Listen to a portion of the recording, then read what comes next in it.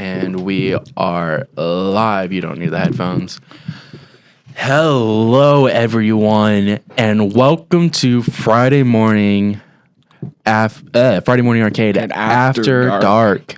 This is a very special edition. This is the review of WrestleMania 41. And I got one question for you. You guys, are you ready for it? Yeah, I am. This ready. Was probably one of the well, actually, I think we should probably introduce ourselves if you want to. I'm your host and future greatest star in the making, Brady Keith, and my co-host over here is Nick Ryan. And we are joined by a special guest, Canton, in love with hologram, Roberts. Woo! Yeah.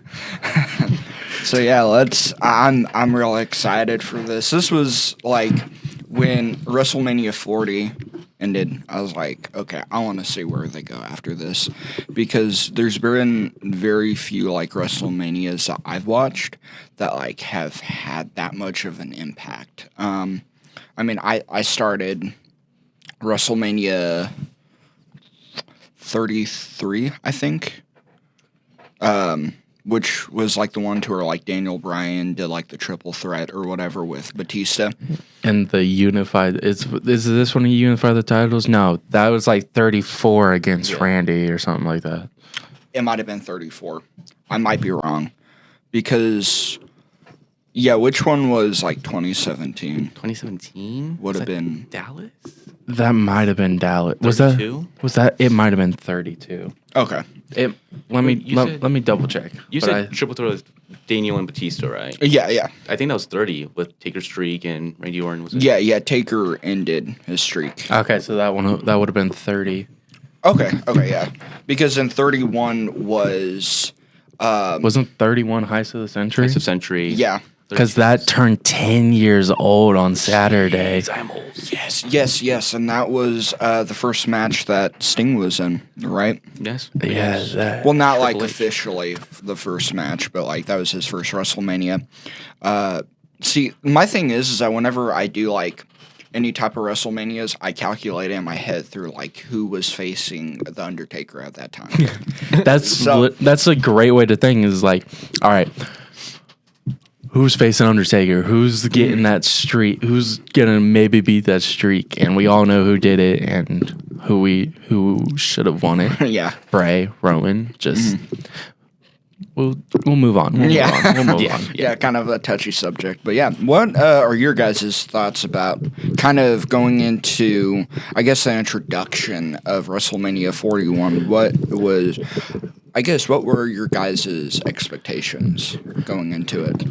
Before we cover this topic, since we have a special guest, I'd say you talked about your first WrestleMania. Let's just go ahead and go through our first WrestleManias before we really like delve and dive into it. I don't remember the number, but I remember the freaking sign, and I see it in my head. It was WrestleMania in New York. I don't remember what number it is, because you had the Empire State Building, you had New York, New Jersey. It was like AJ Lee with the Divas Championship. So that would have been when Rock and John Cena, right? The Rock Cena. I think it was first Rock Cena. Okay. Once in a lifetime. So that was like 27, 28, I think. Okay, yeah. But no, that's the one I remember watching the most, specifically because of AJ Lee's high top freaking Converse boots skipping down to the ring. Yeah. I still listen to that song to this day. All right. What about you, Mr. Hologram Lover? I think mine was 34. Oh, okay. Rollins, Balor, Miz, triple threat. AJ Styles versus Shinsuke. Oh, is that where Shinsuke got screwed over? Yeah. And low blow and Yoshinsuke. That one was really unique. That, by far, because that was like the Mardi Gras theme. Yeah, that one, like, still to this day, that was like one of my last WrestleManias I bought to watch. But yeah, that one is awesome. Yeah. But yeah. Because was it that John Cena and Undertaker as well? I do believe yes. Okay. Yes. Okay. Yeah. Charlotte beat Asuka. It's funny how like there's a bunch of superstars that are still like around, but like they've aged horribly, like really really badly. Yeah. Yeah. But yeah. So now that we kind of have established what we started on, what were your guys' expectations going into this initial? I'm not gonna lie. I had a really high expectation after WrestleMania 40. I'm like, let's see, how are they gonna top this? Like that was my whole thing all year was, how are we going to top WrestleMania 40? So I built up this super high expectation. I'm not gonna lie. I kind of dug myself into a hole. I was a little disappointed. It didn't hit like I wanted it to. Yeah. Don't get me wrong. This was still a fantastic and phenomenal like PLE, but I just built myself up too high of an expectation for it. Yeah. What was your thoughts? Thought night 2 over night 1, but the main event of night 1 over night 2. Okay. Because the Seth Roman Punk match Oh my could god! have been match of the night if it wasn't for the women's triple threat. Yeah, we're gonna once we get into this, we're gonna delve into each match, go give our thoughts, our takes, our interpretations of it in a little bit. But my gosh, that match would have been that match was a standout if it wasn't for Bianca, Rhea, and Io delivering what could have been match of the year, people. We're going to talk about it. I want to kind of withdraw a lot of my gushing because it's like, we're going to kind of delve deep into like each card. But I was kind of, I've seen a lot of people talk about like per se, not the matches themselves, but the cards themselves. I would have preferred like Roman. I like Roman as a character, obviously, like his like arc for the past 5 years now.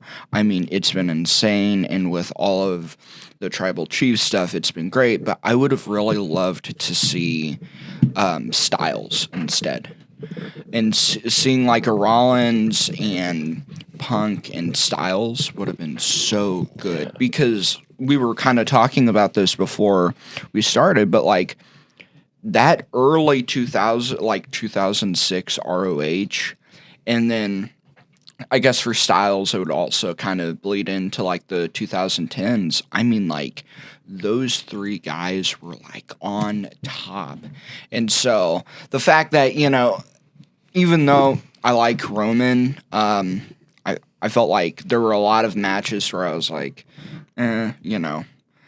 would you really want to push this storyline with this specific wrestler? It's kind of my thing with like Cena.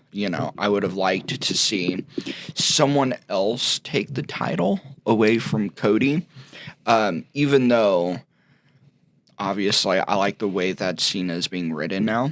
As the last real world champion. That's great. But no, what you're saying, we're going to talk about AJ Styles here in a minute, and I'm going to try and keep my my personal opinion as PG as I can. I might have a Karrion Kross. Shout out my guy, my GOAT Karrion Kross. Shout out your crash out. Keep that up. Keep that energy up, King. But I'd say now, let's go ahead. Let's delve into it. And boys, I got one word, 4 letters for you. Yeah. We got Jey Uso walking out with the World Heavyweight Championship. So I'm going to start us off. Not going to lie. At first, I hated the idea. The moment he knocked out Cena, I hated the idea. I'm like, this is going to ruin professional wrestling. Why would they give it to him? Why not John Cena? John Cena deserved this. Like, it was just I was on a thing. And then as the story built up more, the more matches he had with Gunther, the more story with Jimmy and everything, I just kept getting into it and into it. And then here we go, kicking off WrestleMania. We got the Yeet Man versus Big Chop Gunther. And this match was unfortunately not that great. Yeah. It was, I was so ready for it. Like, don't get me wrong. They're great. They're decent in-ring competitors. But this match, I don't know. They kind of ruined the build-up for it with what they did with Jimmy. Like, they had built it up so high, and then the match underperformed, unfortunately. Yeah. Like, it was so underwhelming to me. But also, I've seen a lot of people really criticize the fact that Gunther tapped out in mere seconds. But if you go back and watch his 4 losses or his 3 losses for championships, 2 of those, it was Jey Uso, Ilya Dragunov. They both put him in a submission hold. He tapped out in 3 seconds.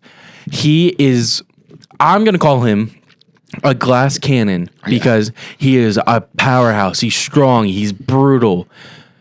He just can't handle submissions. So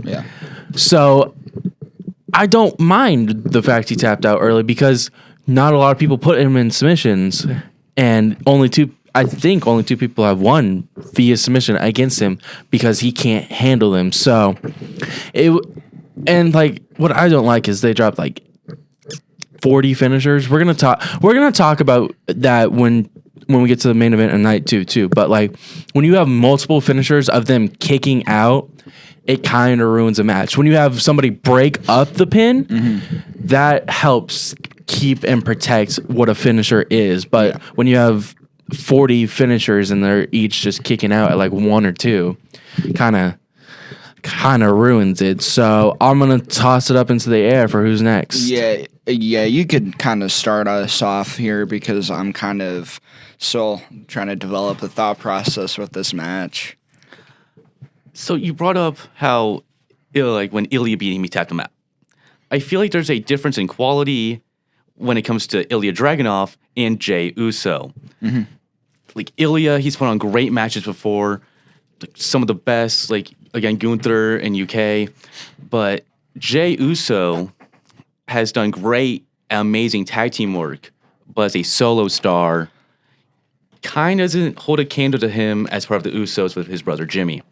So, again, the finishers, he took 4 finishers, 4 Uso splashes, and then Gunther gets up, puts him in the hold, tap out, in 2 seconds. Yeah. Don't forget, he stole Gunther's finisher powerbomb before he put him in the chokehold. Yeah, and that's kind of what I was gonna kind of piggyback off of, is that if you look at the Usos as a whole, they're, I don't want to say nepo babies, but they kind of are. The problem with that is everyone but Samoa Joe is a nepo baby in the Samoan line. Yeah, which, you said before, was a tag team wrestler Dragunov or Samoa Joe, to where they're known as the submission guys. To have Jay come in and tap Gunther out, it just doesn't really make sense, because Gunther, has established, even out of, we were kind of talking about this as well, with the UK stuff in NXT. A lot of those guys' careers within the WWE have kind of gone under the deep end, aside from Kaiser and Gunther and that group. And so the fact that, you have... I think what they were wanting to do is kind of manufacture almost a newer Daniel Bryan, I guess. A guy who will get people off their feet, who will, sell merch, which he has. The only problem is that the difference between Daniel Bryan and Jey Uso is the fact that it's the wrestling. I mean, that's really what it comes down to. But it's just one of those situations. I think that the way that the match was kind of this is obviously the opening match, so I mean you're not going to expect a whole lot. But I wish that they would have kind of swapped around the cards so that way this match would have been fully fleshed out. Yeah, definitely. Now, I think we've kind of all given our takes on it and stuff and our deep-seated opinions. Before I finish, go ahead. What's your one thing? Sorry, but I do want to add that every time Win of the Rumble main events, this is like the first time, maybe ever, that the Royal Rumble winner was an opener. Yeah, it was both nights. Yes. The Rumble winners was the opener. It was night one. It was actually, no, it wasn't. Tiffany Stratton and Charlotte Flair did not open. They did not. No, they did not. But they should have still been main eventers. But still. Actually, they might have opened. I don't remember who opened night two. Open night two was the Women's Triple Threat, was it not? Yeah. So they didn't main event because they were the last match before the main event. On night one was Tiffany and Jay. But can we talk about Tiffany and Charlotte? But both Rumble winners on the same night. Not one's in the opener. One was like the fourth match on the card. Yeah. Like that's ridiculous. But as I was gonna say, we've talked about it. We've went over our opinions, our thoughts on the match. Now let's give that match a rating. I'm gonna start us off. Give me 3 stars. I'm gonna give it 3 stars strictly for the. So out of 5. Out of 5. Okay. We're doing. We can't go over. We can. Dave Meltzer goes up to like 7. Okay. But we are just strictly going off of stars, and actually, I'm going to take my 3 stars back. I'm going to go at 2.75. Okay. For the star rating for this match. Yeah, what about you? Because I'm still kind of deciding. I give it a 2, honestly. Yeah, I'd give it. I'll kind of split the vote here. I'll say 2.3. Okay. I don't necessarily think that it was like mediocre, but it was like kind of below average, I guess. So general consensus, 2.5 stars? Yeah. Okay. I'd be down with that. All right. We're going to move on to match 2, which I believe was War Raiders versus New Day. Yes. I'm going to start us off again. This match put me in a bad mood. I'm not going to lie. It kind of ruined my excitement for it because it was used as a promotion more than anything. Mm-hmm. Literally, the War Raiders walk out as Clash of Clans characters, so it kind of ruined that match for me a little bit, and the way that they had the New Day win just felt. Like, I get it. They're trying to build up the New Day as this new heel, do whatever we want. We don't care. We don't like Big E. We don't need him faction. But my boys, the War Raiders, they are some of the... I would put on a Mount Rushmore of tag team wrestlers. Hardys, Usos, War Raiders. I put them that high. They are good. You would not expect a big man to move like that. But yeah, I think him and I like almost fell out of our seats from like the recoil of that. I love them. They are some of my favorite tag team wrestlers right now. They're good. So you're saying like War Raiders over Edge and Christian, or Young Bucks, or like over Young Bucks? Yes, I'm not. What? I'm not. I'm not a Young Bucks guy. Despite like all the stuff that's happened, like. PWG Young Bucks. Okay. ROH Young Bucks. Okay. So in that case, yes, Edge and Christian obviously will go over them, and early Young Bucks will go over them. But just lately, Young Bucks, nah, I can't get into Yeah, that no, agree. no. Oh, I yeah. can't. So, okay, so they're high for me because I really like them, and I've liked their characters since NXT. Yeah. Vince kind of pushed them down when they did his Viking stuff because that's literally the only reason they were the Viking Raiders. It was like, I want Vikings, make them Vikings. That was the whole thing. But no, this match, it really ruined it for me that they used it as a promotion and instead of this match was the sponsored by. Like they literally full blown had them come out in character, like cosplay as characters. It kind of drew me out of the match. So this is my question because there's another kind of cosplay intro later on. My question is, like, for instance, in WrestleMania 31, you had Triple H coming out with the Terminator. See, costume. okay.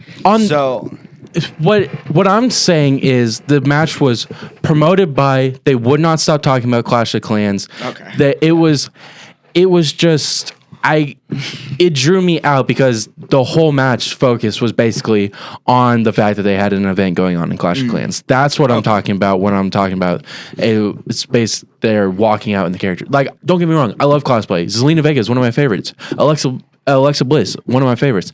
They always cosplay and they always deliver, but they're just as these characters walking onto the ring, the match would not stop talking about Clash of Clans. Yeah. Okay. So that's what kind of threw me off, and that's what kind of put me down about it. Don't get me wrong, the match, it was still good. It was. I would have preferred that for the opener versus the World Heavyweight Championship. If I was to move the match card around, I would put them as the opener because it was a good opener. It would have been a good opening show, opening match. I felt that it dragged on for too long. It dragged on. I'm not gonna lie. There was a little drag on, but would you prefer the drag on or 40 finishers? So I'm gonna kind of piggyback off of you, and I would have preferred them, Jay and Gunther, to have a longer match, and have Raiders and New Day. The New Day to have like a shorter match. Okay, yeah. If we did that, if we flipped them, I genuinely think Like times. I if we guess flipped the times, I genuinely think we would have rated that one higher. Yeah, we yeah. would have rated it Jey Uso versus Gunther higher. But that's kind of my take on the match is that they kind of use it too much as a promotion versus a match. What about you guys?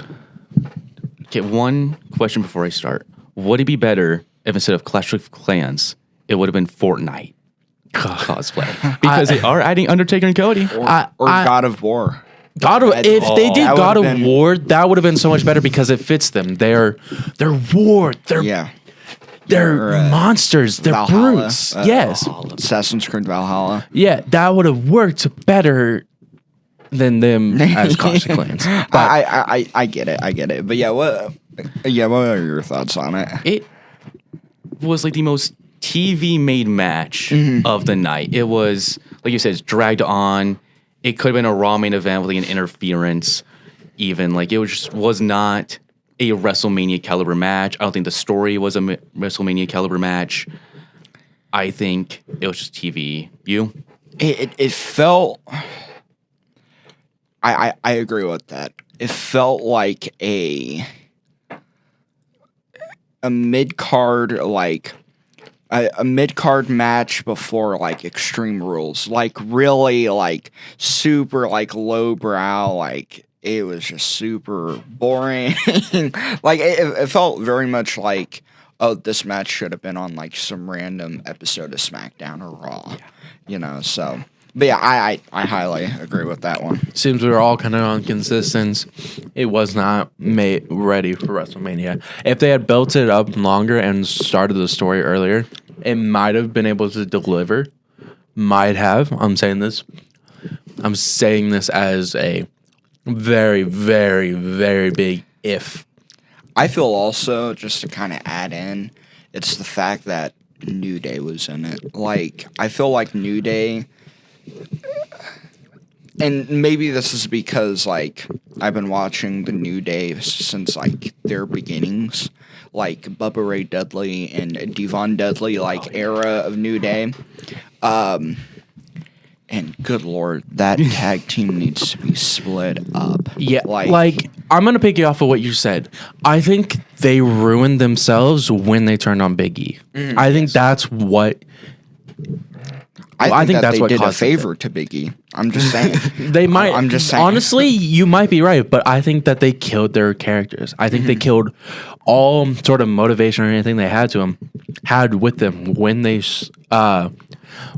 switched over. Don't get me wrong; they're still an amazing tag team. There always will be. They're always going to be considered who is the GOAT. Is it Dudley's? Is it Edge and Christian? Is it the Usos? Is it the New Day? They're always going to be on that like Mount Rushmore. Is it the GOAT list? I just think it's time that they don't break them up. Just have them go as single stars. Split them up. Put them on different brands. Let them go. Let them have an Uso style.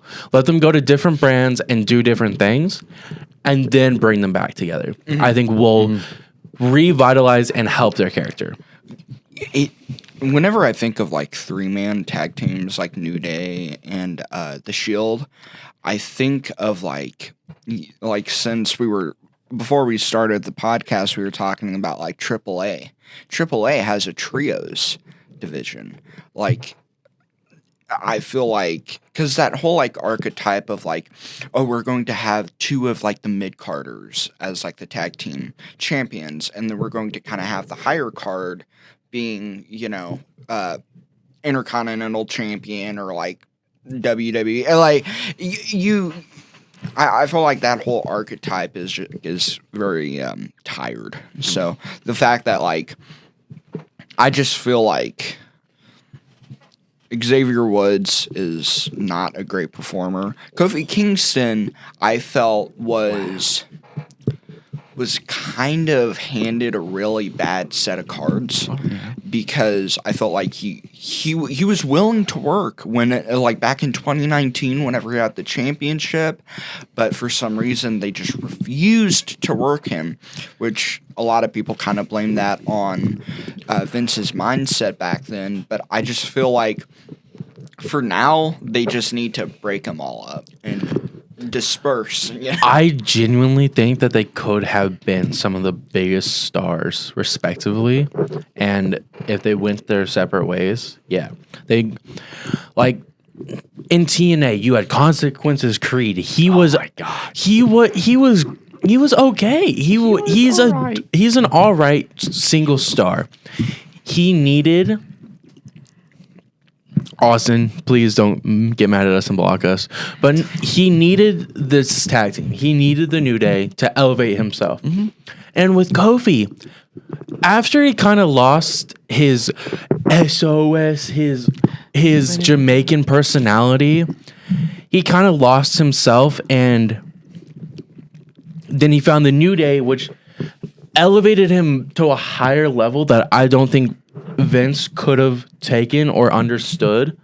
I think if they were smart back then, they would have done what ROH and what AEW does and added the trios championships. I think what they need to do is take Creed or Xavier Woods and put him back to LFG or LFW. Like, whenever I think of him, I'm not sure. I just looked it up, but I'm not sure if you've watched that episode of Deadlock PW when they're talking about Cody Rhodes dunking on Disco Inferno. And so, like, stop, you know nothing. You have drawn $0. With Consequences Creed, it's different, but no fan has ever left the show thinking about you. You were lucky to be a juiced up double lifer over with the boys type in an era where you hid in plain sight coasting on others' success and couldn't hang with them now. Can't give book now. I'm just saying, like, you take Xavier Woods and hey, we know that you like the advertising. Let's take you out of, like, good Lord, like, that's what they did with Bobby Roode. Like Bobby Roode, basically they were like, we're not a big fan of your performances, so come in here to do creative and stuff. Like Xavier Woods is just taking up another place on a roster where, someone like Trick Williams can come in there and easily fill it, So I don't know, maybe I'm just like hating on him too much, but yeah, but what was your guys' ratings with this match? 1.5. Before I give my rating, I do. Okay. I do want to add that if they would have carried the Karrion Kross story Oh. of Woods turning on Kofi, or even like the New Day in general turning heel, I think it would have made this match 1,000 times better. Oh, for sure. It would have saved everything. If they had went with my guy, Karrion Kross, this would have fixed everything wrong with this match. It would have.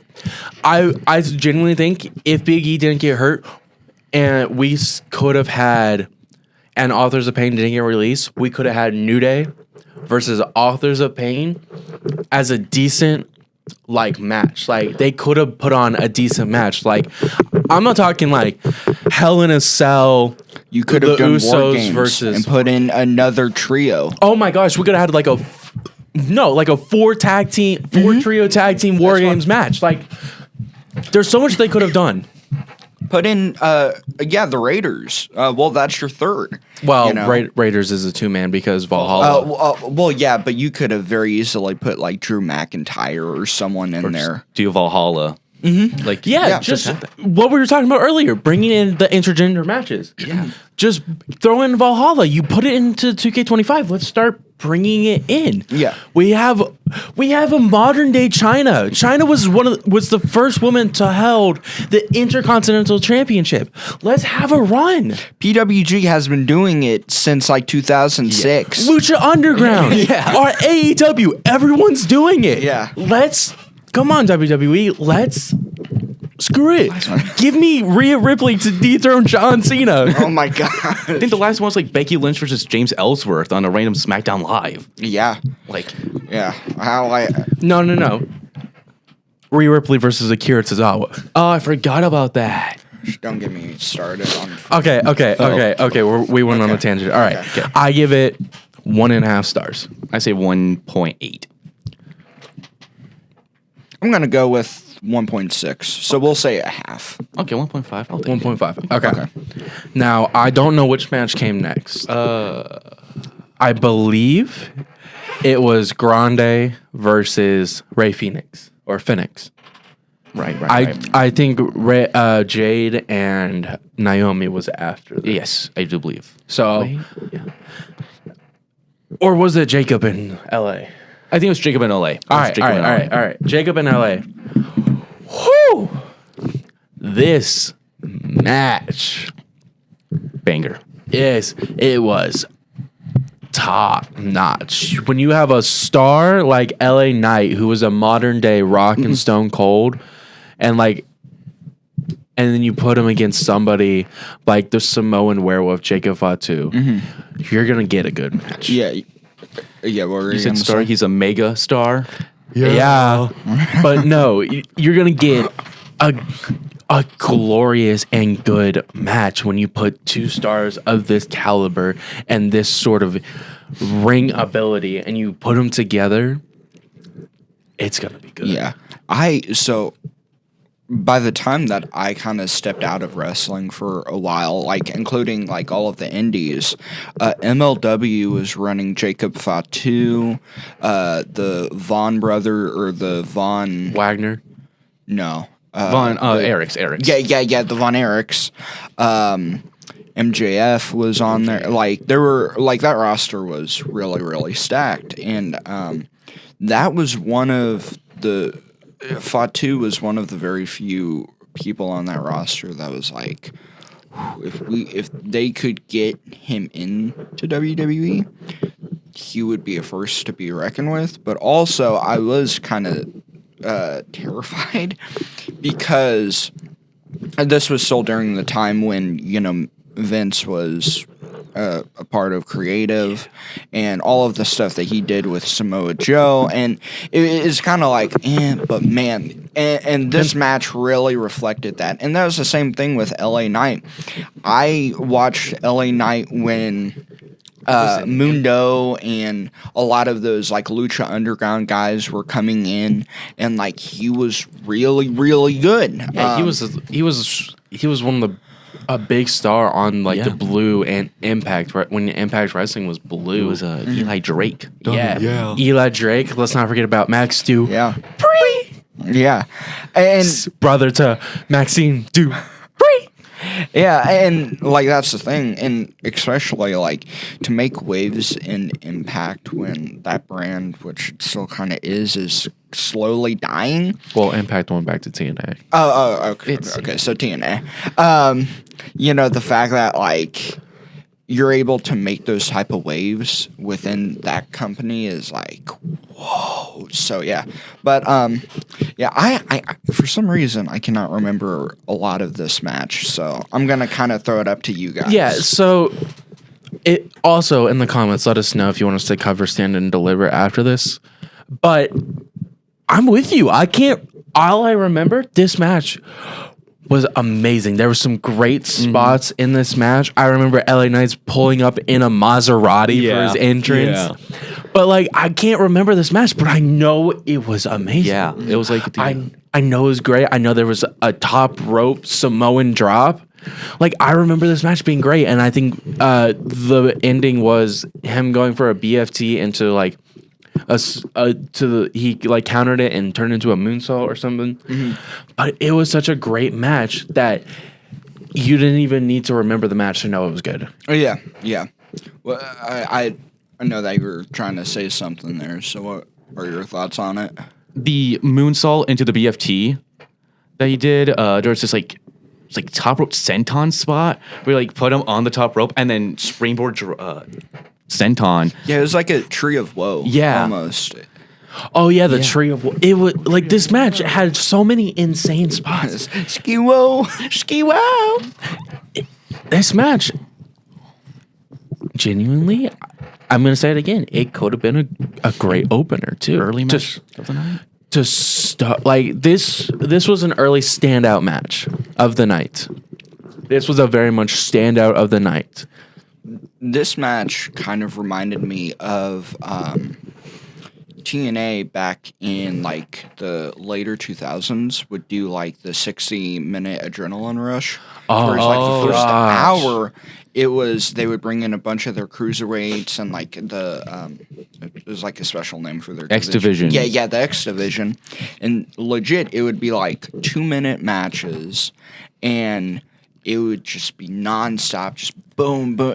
Guys would be doing heos. WWE Speed wishes it was 60-minute adrenaline rush. Yeah. But I think that to start a card like that, like that would have been perfect. That would have skyrocketed it. It was the match that started the show. Yes. This match is what started. This match is what brought me back into it, got me hyped for it. So, we can't remember much about it. So, yeah. Let's just go ahead and move to our ratings. They had the Jacob Fatu and the mask coming out. Oh, that mask was done by the wonderful and amazing. I'm drawing on his. Tom of course. Savini? No, it was the guy who just does all of Bray Wyatt's stuff. Wasn't that Tom Savini? I don't know, but it was his amazing work. Like it was amazing. Yeah, you could kind of tell that it was his like style because a lot of those masks kind of have that similar like blemish to them. Jason Baker. Jason Baker, you are God's gift to wrestling costumes. I think he also did Jason's, didn't he? He might have. Yeah, I think so. But this man, he has been a phenomenal addition. All the beautiful costumes and designs he's made. We thank you. So We thank you. let's move to ratings. I'm gonna start us off. 4.75. I'm gonna say 4.2. I'm gonna have to go with Brady here and go with the 4.7. I think that like, especially like moving on from a lot of those lackluster top half of that card, like having something like this, I think that if the rest of the card would have been different, it would have been like a 4.2, maybe 4.3. But the fact that like it came after, or like, it came after like that kind of mid, card, I guess, is. Yeah, it was a really good match. But. So general consensus, I'd say 4.5 stars. Yeah, 4.5, yeah. 4.5. Perfect. Now let's move on to the next match, which That was the Grande match? I'm gonna skip past Grande match right now if that's okay with y'all, and move into the match I was wanting to talk about. Naomi versus Jade Cargill. I'm not gonna lie. When the match started, I wasn't here for it. I started looking away from my phone or my TV. I'm not gonna lie. I got on and played some Tetris. So I disassociated from this match completely. So this will be you two. Okay. But no, I don't know. All of a sudden I'm listening to it and I'm like, I kept like looking back at my phone. I'm like, what is going on? It just brought me right back into it after the dumpster fire that is the dumpster fire cultural appropriation match that was El Grande Americano, which sounds like a Starbucks order, versus Ray Phoenix. But no, this match, it brought me right back into it. It was a banger of a match, man. The electric chair powerbomb spot. Oh my gosh. Beautiful, beautiful, beautiful, beautiful. Oh my. Didn't she catch Naomi from the rear view into like an almost like Jade? Yeah. Like Jaded? Oh, this match. Oh, this was such a great match. Like, honestly, they should have just taken it. Once Ray got hurt, they should have just taken that match out, threw in something else. This match saved that. It made me forget about that match completely. So good. It was. Naomi wasn't big of a fan of hers for the longest time, but now I'm starting to see it. I'm starting to see the light. Her heel run since portraying Bianca and Jade, or I guess just Jade, beautiful. Like, yeah, you. I remember. I've known you for a while. You weren't there for heel Trinity and Impact Wrestling. She is an amazing, top-notch, phenomenal heel. She has some of her best character work has been when she's a heel. She is one of the best stars to have as a heel, but also to have as a babyface. I see. I'll be honest with you. I have not kept up with Naomi's career. I remember her from whenever she was doing the neon stuff. Yeah. Like, this must have been like after WrestleMania She was 33. no, she's been doing the yeah. she's been doing the neon Okay. thing for so long. Oh, okay. But now she's dropped it for caution. She saw the sneakers. No, Or she kept like the the- sneakers. She kept the Okay. sneakers, but now she's more of like caution, beware. She's like she literally walked out with like black like latex or whatever it was with caution tape Design, like print like- like design on it. Oh, okay. Her whole thing now is caution. She's a force to be reckoned Oh, with. okay. So beware when she's near you. Yeah, that's one thing that I know that you guys were like talking about, like the selling of like the electric chair into like the power bomb. That's one thing that I will always give credit to like the women's division, is that the women's division seems to have more wrestlers who will sell like much more than what the males would. Yeah. We don't have too many great. We don't have a really Dolph Ziggler right now. But when it comes to sales, I think genuinely our closest might be that bouncy boy Javon Evans. He's a decent seller. Yeah. Like we don't have that many good sellers. Yeah, we don't have Airborne Evan. Evan Bourne. Oh. Evan Bourne. What could have been? Well, guess it's We don't- Matt Sydal now. Yeah. but- We also don't have Mr. Bald Ricochet. Oh, yeah. That man was a great seller. He was. I think Kevin sells good. Kevin Owens can sell. Kevin Owens can sell. I feel like a lot of those guys, like, again, going back to, like, the ROH, like, that era of ROH really learned how to, like, sell really effectively. Yeah. Okay, so I'm gonna start us off. Since he's not rating, we'll take the 2 out of I'm our. out. We'll take the 2 out of our. We'll take an average out of ours. I give it a solid 4. I agree. I give it a 4 too. All right, we got a 4-star match. Yeah. And if it's up to y'all, can we go ahead and just skip covering? I don't really want to be associated with that. So this is what I'll say with that is I watched that match because I was really excited about that match because I love Triple A and I love Lucha Underground. I was like, oh, seeing this and an arena like this may be like really, really cool. And that's the reason I blame that match for making me like disassociate from what I guess is a great women's division match. So, yeah. So we're good to just skip it, give it like a 1, I guess. Yeah. A 0. All right, cool. All right, Slash A, non-applicable. Yeah. moving on to another match of the year contender, in my opinion. Well, I wouldn't say match of the year. A decent match carried by Tiffany Stratton. We're getting Charlotte Flair versus Tiffany Stratton. You want to talk about washed up Oh, Flair? dude. Okay, so the whole match, they were straight glazing this woman. I was getting heated. I was texting my friends like, "Can we stop the glaze, bro? Like, seriously, can we stop it?" They would not stop glazing this woman in this match. She's washed up. She needs to retire. She can't hold a divorce or a marriage. All right. Her last 3 marriages, Roman Reigns' title reign, has outlasted them. She is washed, bro. She's chopped. Her ACL cannot keep her going like this. This is my thing, okay? It took Ric Flair, or it took me a little while to understand, like, why Ric Flair stopped whenever he did. Because he had been wrestling for, like, 30 years. What do you mean stopped? He's still Yeah. going. Well, okay. Okay, I guess he's still going. I look at, like, what Charlotte is doing now, and I'm like, you need to hop off. Yeah. You're not getting past 10 years. I mean, Yeah. like, yeah, I know that she's been in the roster for about 10 years now, but I was like, you gotta hop off. This is not your time.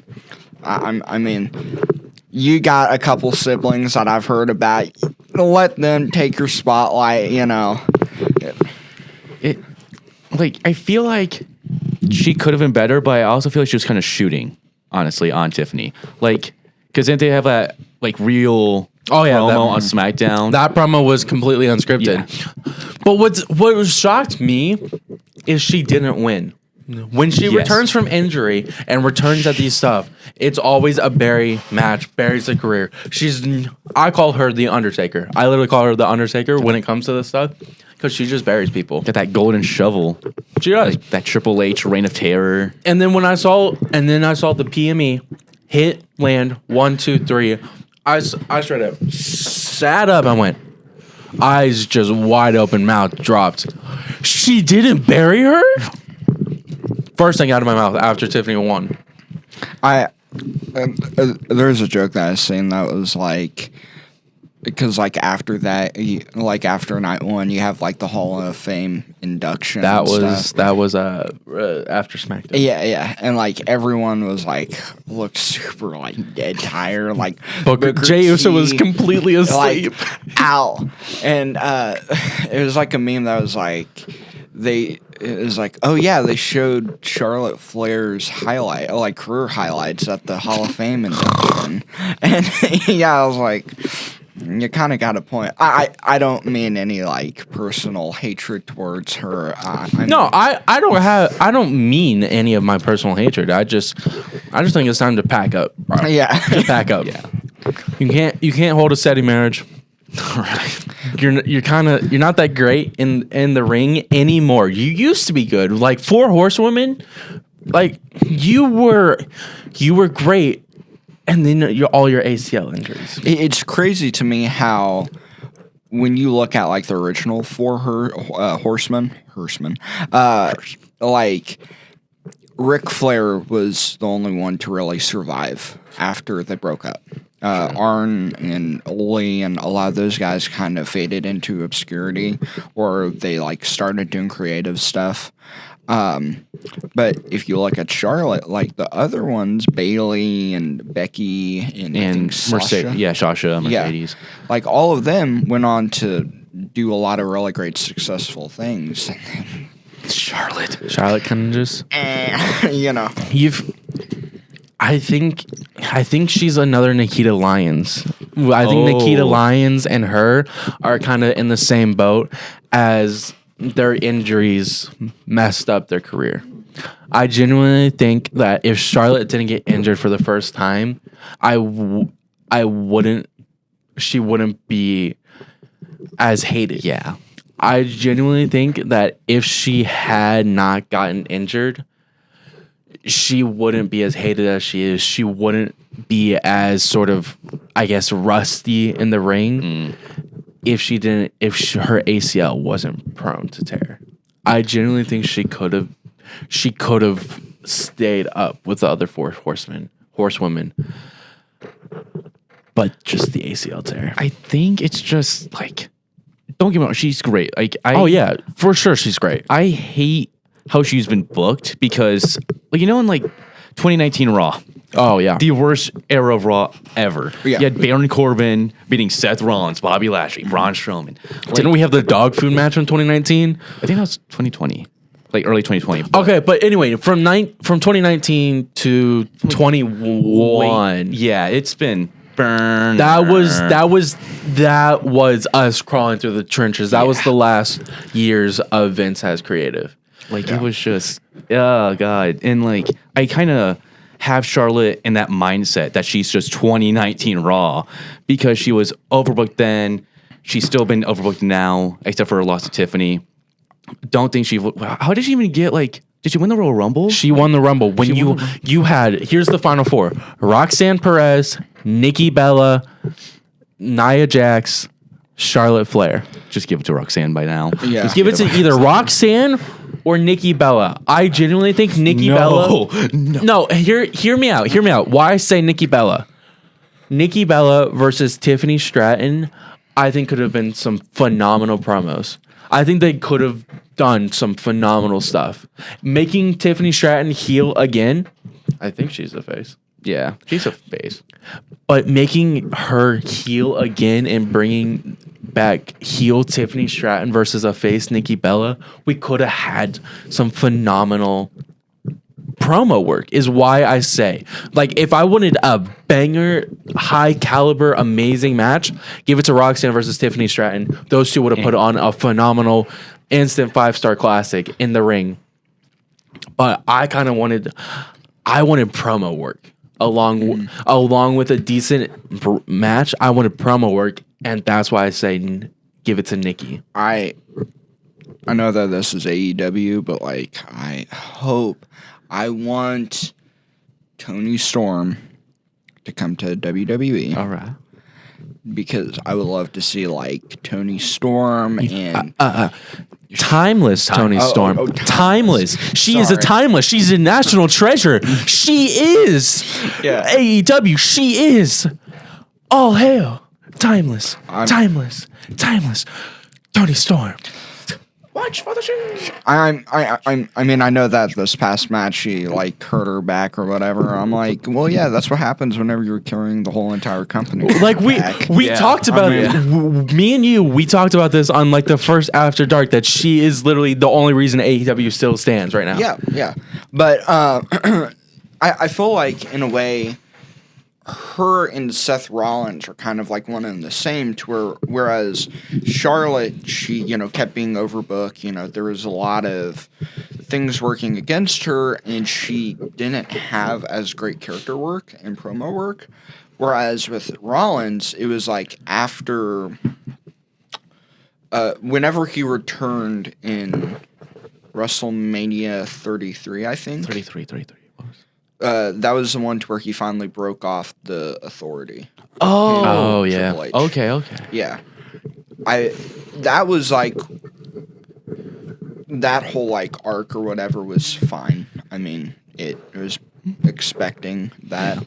But like after that, he kind of said, "Okay, I'm going to kind of withdraw with a lot of my in-ring work," which is fine because the dude's been wrestling since the early 2000s. Yeah, I and mean, as Tyler Black. his lower back and his knee, man. Yeah. He blew out his knee and still kept wrestling afterwards. But what did he do after all that happened? He went into character work. He started developing, that Messiah character, and Messiah, the architect, the drip god. Yeah, but that's what I'm saying though, is like he found a way to kind of juxtapose that whole idea of like, okay, just because, I'm not going to be able to wrestle as well, I could still do some really great character work. And not saying that his wrestling is bad or his skill is bad, as we see later in the card. I will tip my hat to him, but I think that that's what Charlotte should have done, was after a while going back and saying, okay, I'm still going to wrestle, but I'm really going to focus on that in-ring character work. Okay. See, I'm going to piggyback off you right here. I've been saying this for a long time. Character work makes the wrestler. Yes. You can have terrible in-ring capability, but Hulk you can Hogan, Ric Flair, Jey Uso. but then you have your character work and something for the people to latch onto. That's what makes great wrestlers. Yeah. Character work makes the wrestler. Now, character work plus good in-ring ability produces stars. Yes. Character work plus in-ring ability creates stars. Character work creates good wrestlers. But what I'll say though is that there's also that other side of the coin, to where it's good wrestlers with not that much character work. Ricochet. Daniel Bryan in a way, I think. This is gonna be my hot take, but the entire Hit Row, they like Swerve was a standout star. He has great, even in AEW, has great in-ring ability. Doesn't have great character work. He has Prince Nana. Prince Nana helps elevate him. I genuinely think he's one of those top stars, but with his in-ring ability alone, there is a fine line. You want to have great character work, great in-ring ability. If you have one that can carry the other, that's awesome. But you want the perfect balance of being good at both. Yeah, and that's something with how managers are so dynamic, because if you look at Paul Heyman has produced some great guys. Now, Curtis Axel. yeah, there's some people who have not fallen, but when you have people like CM Punk, you have people like Brock Lesnar. Yeah. You have the tribal chief, the man in God mode himself, Roman Reigns. He can elevate your character work. He can make you.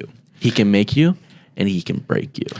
And the thing is that wasn't Paul Heyman with CM Punk before he started doing all those pipe bombs? Yeah. Yeah. So he, and again, that gave Punk time to where he could develop his own mic style, and obviously it works, and it still works. I don't know, man. It's kind of okay. I know random people have never seen a drop of wrestling talk about CM Punk, talk about the pipe bomb, and I genuinely think Paul Heyman is the reason why CM Punk is one of the most notorious people. It's Paul Heyman teaching him.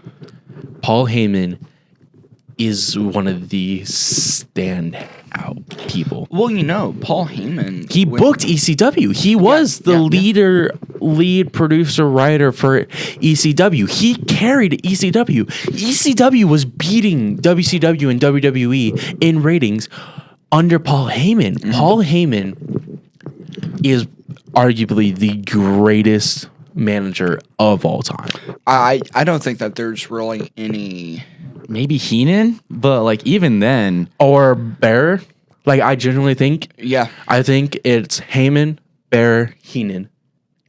but I think with Bearer though, he would have succeeded more if he wasn't strapped to the hip of Kane and Undertaker. I think him and Paul Bearer and Paul Heyman are two of the greatest managers of all time. no doubt. But Paul Heyman takes it because he had more fluidity and more guys versus Paul Bearer having amazing work with Kane and Undertaker and building this amazing story. Hang on. I just remember this. LA Knight was a Paul Bearer guy and was. a Paul Heyman guy. I forgot about that. He was both Paul guys. Like, But Anyway. you're like I said before, with a lot of those, wrestlers that, work with managers, a lot of the time they start picking up on their own, mic work or promo work and stuff. And because of that, it allows for, them to flourish and shine. yeah. Because I'm sure that, LA Knight, probably picked up on a lot of the stuff that Heyman, and which is the reason why he's, some people talk about like kind of like the Attitude Era and like one dude, Like, remember Brock Lesnar never talked. No, and he then Paul Heyman left him and doing the Brock party stuff with the briefcase and just doing the dances, like having fun with it.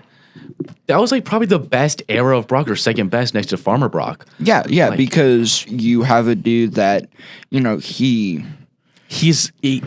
What I genuinely think is if you can get a manager with good character work for you, your in-ring ability you can just carry off your in-ring ability. Like, as much as I hate to say his name, Brock Lesnar was was a beast of a wrestler. Like, he was insane. Like, can we talk about this? Why does this man have a great shooting star press? yeah.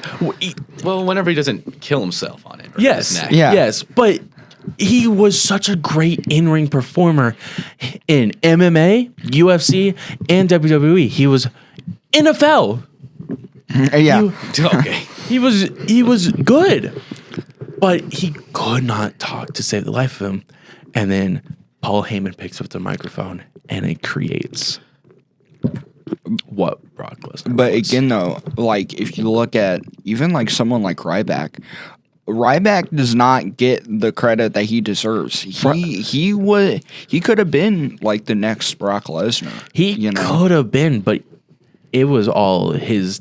He was his own downfall, Mr. Yeah. Ruffles Chips himself. He was his own downfall. Yeah, but Like anyways, Enzo Amore. All right. Anyway. Feed me more ruffles.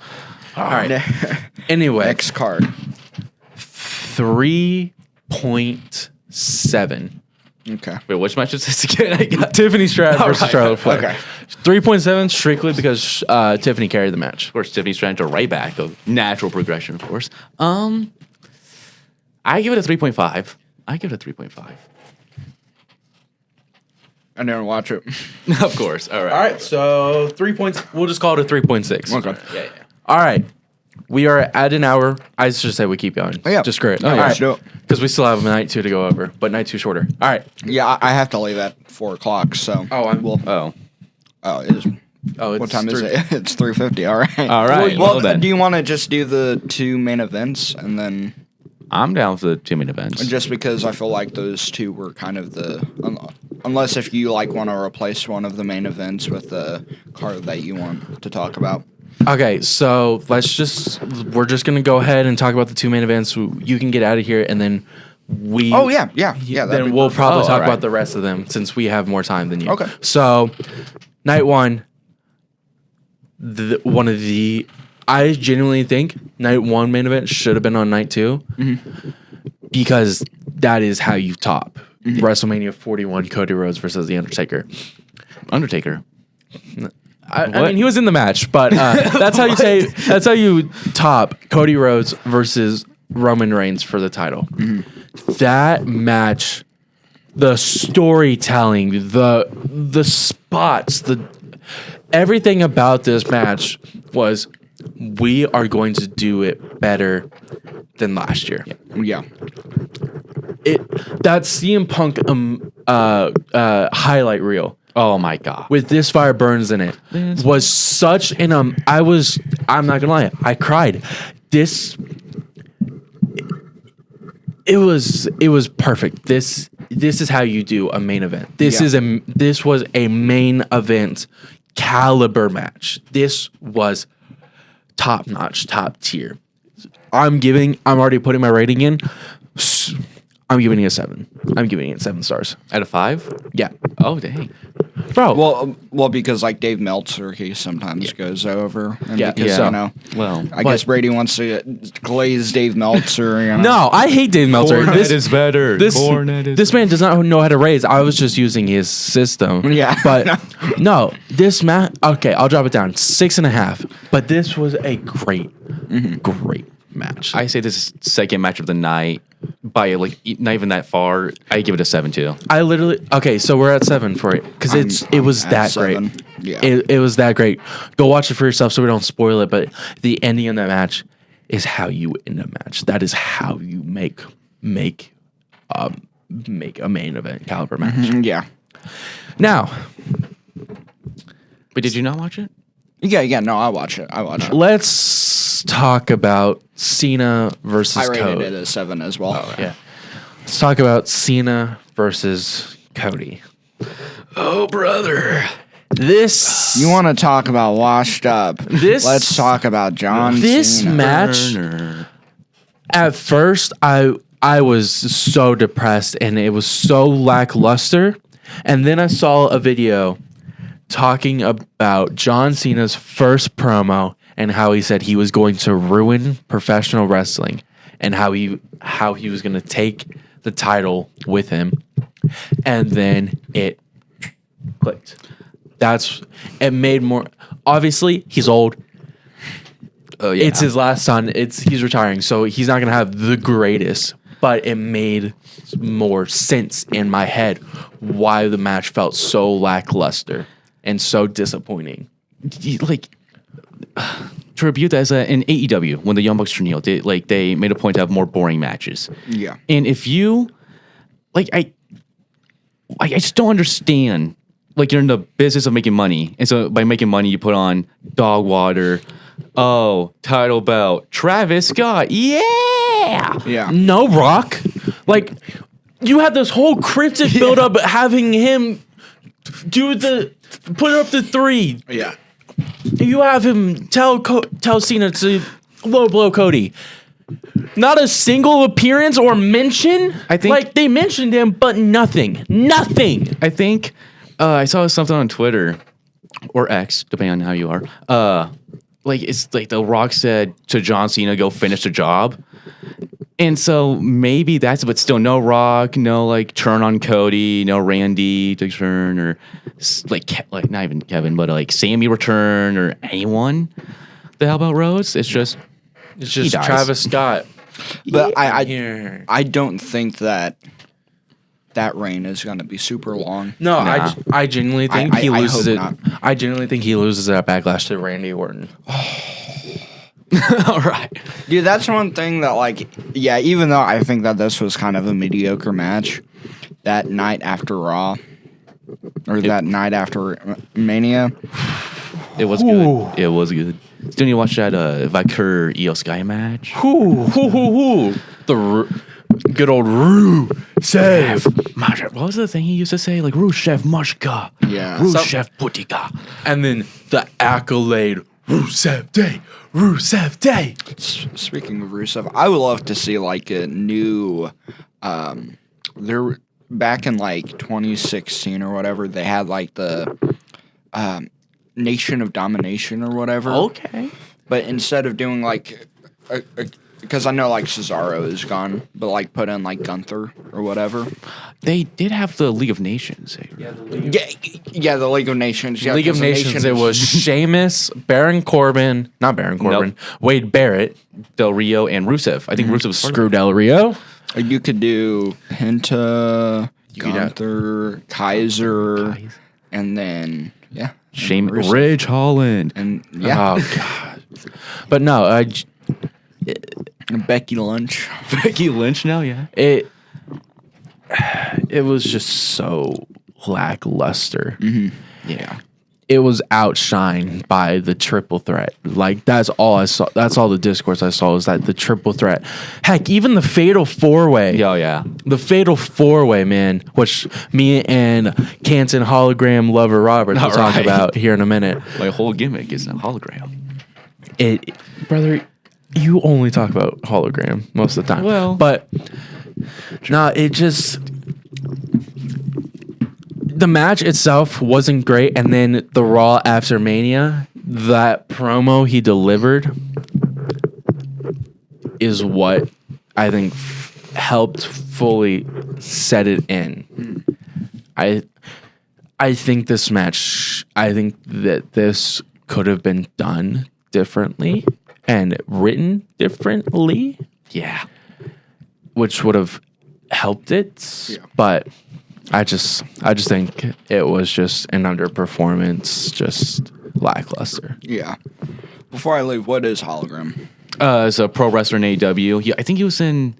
He was in ROH. He was in ROH, and then he it's just like a weird gimmick because he goes through portals and stuff. He's like he's a lucha libre that's like he's a hologram. He's a video game character. He can do whatever. He can jump through things.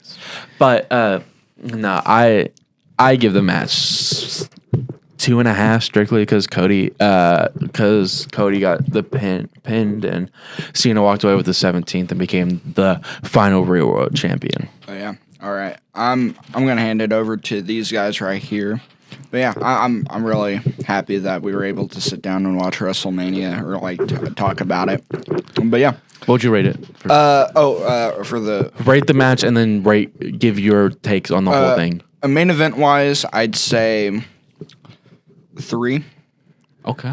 3.5. As a whole, I would say maybe like a 4. I don't think it was as good as what 40 was, but I mean, for the past couple of years, a lot of those WrestleManias have not been great. But yeah.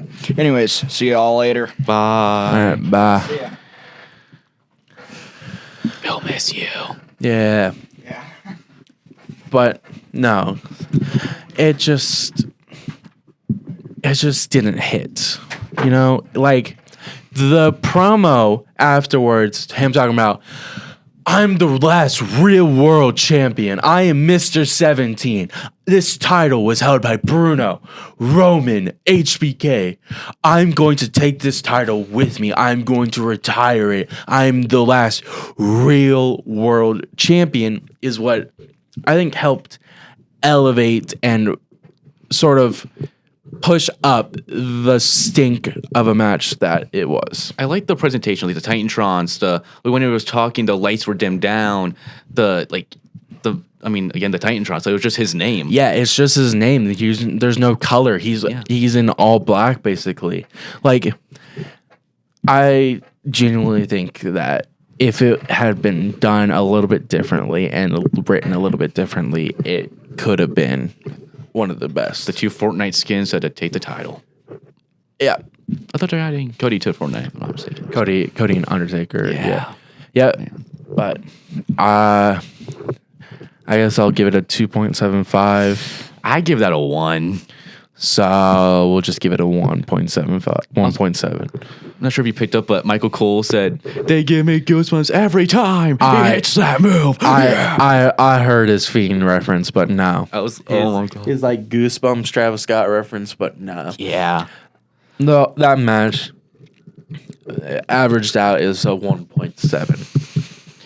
Right. Well, Now we move on. Now me and Canton are going to talk about the rest of WrestleMania night. we doing the 4-way or what else is left? We have the Sin City Street Fight, Right, I forgot about that. the Triple Threat, AJ's match, Randy Orton's match, the tag match, and the Fatal 4-Way. All right. Let's I want to kick it off. kick it off with the opener. The opener? match of the year contender in my Oh, yeah. book.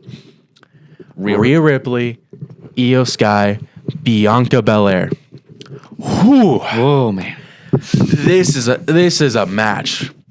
There was a lot of story. There was a lot of stuff going into this match. You had the whole story of the three, but also Io Sky has a losing streak at Mania. She was like 3-0 at Mania. Bianca had a winning streak at Mania. She was like 4-0 or something. Yeah. And then Rhea has a 0-7 win streak, loss streak against Io. Oh, okay. Against Io. And Io Sky has a 3-0 win streak. Had a 3-0 win streak for triple threats match 2, but she's up 7 wins on Rhea Ripley for the championships. Okay, like I said, like she has a 0-7 losing streak at Mania. I was like, she didn't. No, she's like has like she's like 3. And She lost to Flair, beat Flair. I think she literally wrestled Flair 3 years in a row. Yeah. 36, 37, and then 39. Yeah, because they had the pandemic one, Which where was- Charlotte won NEC title. Actually, you know what? I genuinely think 36, 37, 38, 39, her against Charlotte. Genuinely. Oh my god, would make sense with the booking at that time. Would make a lot of sense with the booking. I genuinely think that they went 4 WrestleManias facing each other. She had the Vegeta cosplay at 1, at a 20, I think, at WWE 20. Maybe. One of the pandemic ones. Which was 30. No. 36 didn't happen. It got canceled. So they redid it with 37. 37 is when Roman Reigns pinned Daniel Bryan and Edge in a 2-1 pin. But they did have 36 because that was like the They had first 36, but they didn't have all the matches because of The pandemic. Yeah. So they redid it with 37. So I genuinely think that 37, 8, and 9, she faced Charlotte. Guys, see Braun Strowman versus Goldberg for the Universal Oh, Championship. God, I forgot about that. Wasn't that when Roman Reigns got injured and it relinquished, and then they gave it to Strowman for some reason? Man, the booking at that time was not the greatest. Yeah. We're gonna skip over that. Yeah, it wasn't the greatest. But no, generally, my book, match of the year. Yeah, As of right now, match of the year. like I'm just trying to think of what could top that. Like what planned matches could. See, I genuinely think that night event that triple threat main event of night 1, that triple threat, and just those 2 are right now my 2 match of the year picks. Yeah. Like either one of those could take it. I know that Mania has a good track record of multi-man matches, like the ladder match at 31. I'm not gonna lie, the tag match at 39, that it wasn't that bad. That was the 8-way or something. Oh yeah, you're right. Where they split up the titles. That was good. That was 40 where they split up the titles. The 40 Was it? 40 Oh, is yeah, when you're they right. split up the titles. No, I'm talking 39. WrestleMania goes Hollywood. You had Alpha Academy, Braun Strowman and somebody else. You had Carmelo and somebody else. Here, you start talking about the match while I look this up. All right, so triple threat, of course, beautiful. Io Sky, great performer. Probably, dare I say, the greatest Japanese import when it comes to wrestlers, like in just general to America. Because don't get me wrong, Asuka's great. Shinsuke, kind of iffy. I mean, who else is Tajiri? Maybe Yoshitatsu. Yoshitatsu. Yeah. No, I don't Like who? I else? I don't think I can't think of anybody. I mean, Takeshita on AEW, but even then, Io Sky is just Okada. Like, I think she is one of the greatest wrestlers to come, Japanese wrestlers to come. She's Joshi, right? Like that's the term, Joshi. I think. Anyways, she's probably the greatest Japanese women's wrestler. Again, imported from America. I don't know a lot about Japanese women. Well, wrestling, but there's a whole lot of Stardom in New Japan, And but Marigold. Japanese wrestlers coming to like WWE or American companies, I think she might be one of the best. And it was a fatal 4-way tag match. It was Alpha Academy, Street Profits, Viking Raider, and Ricochet and Braun Strowman. Brother. Was the match. But no, that match wasn't that bad, and the spots weren't bad. I remember it now. But no, showcase matches. like this is Triple H has a great like booking record with triple threat and fatal 4-way matches at Mania specifically too. And even then, how do you book a trashy 3-way with Rhea Ripley, Io Sky, and Bianca? Like that I know has to those be are three of possible. some of the best workers. Like I get it. A lot of people really hate Rhea. They're getting tired of Rhea. A lot of people don't like her, but still she can deliver. She's good. Same thing with Bianca. Like, Yeah, you could hear the like blues. my brain is going through all the multi-man matches. My brain I still constantly think about Gunther, Sheamus, Drew McIntyre, Great match. WrestleMania 39 for the IC title. That was such a phenomenal match, and I think it was match of the year. Yeah, it was. Because it was just so good. Like Triple H has Triple H is one of the best bookers when it comes to multi-man matches. I'm not sure if it's because like his time in DX, because he had to work with the multiple people there, but it's just something about them that just bring an energy. He just knows how to make it pop. He knows how to deliver a multi-man match. It's just I don't. Now take it away because I'm out of words for that triple threat. Yeah, I don't have any words. So that good. match, it has me speechless. You ready for it? On 3, our rating. 1, 2, 3, 7. Like it's so good. Yes, it really is. It deserved, honestly, actually, take that back. 3, 2, 1, 10. 10? 10. And I agree. And speaking about the imports, Rhea Ripley, best Australian. Oh, she's one of the best Australian imports. Yes, for sure. Like, Just, it's so. I don't have anything else to say. I need to watch it again. I know. I literally watched it yesterday morning. Again, it's just Like that'd be a match where if you want to introduce someone new to wrestling, you make them watch that. that match. The triple threat at 39. I personally do. Hell in a Cell 1989 King of the Ring, Undertaker versus Mankind. Those will be my 3 go-to. Watch this match. Yeah. Just so good. What's the next match before I Yeah. Okay. just before I repeat words. Yeah. All right. I'm just gonna pick a match off of here. Let's go. Randy Orton's open challenge Against Joseph Hendry. Say his name and he appears. The world champion, man. Like the TNA world champion. That is a crazy thing to say. TNA world champion versus WWE superstar Randy Orton at WrestleMania. Never in my years of watching professional wrestling, since I've been watching it since 2014, would I think that I would see a TNA super wrestler versus a WWE superstar at Mania. And let me tell you, this match was amazing. Yeah. It was great. They did the spot where he like turns around and he gets RKO'd. Like this match was amazing. It was great. Like, and one detail that I appreciate about Hendry is that when he did the turnaround, he wasn't looking at Randy. He was just looking at the camera. No, he knew how to make it. And then He knew how to do an RKO out of nowhere. Like, Seth was great because he was literally in air when he did it. Evan Bourne was great because he was mid backflip. Joseph Hendry knew how to do an RKO out of nowhere. Like it's the little things in wrestling.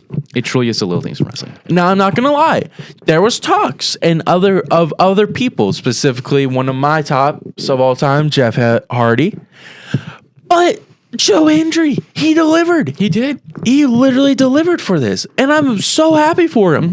This genuinely makes me think once his contract is over with TNA, WWE's going to sign him, and they're going to push him.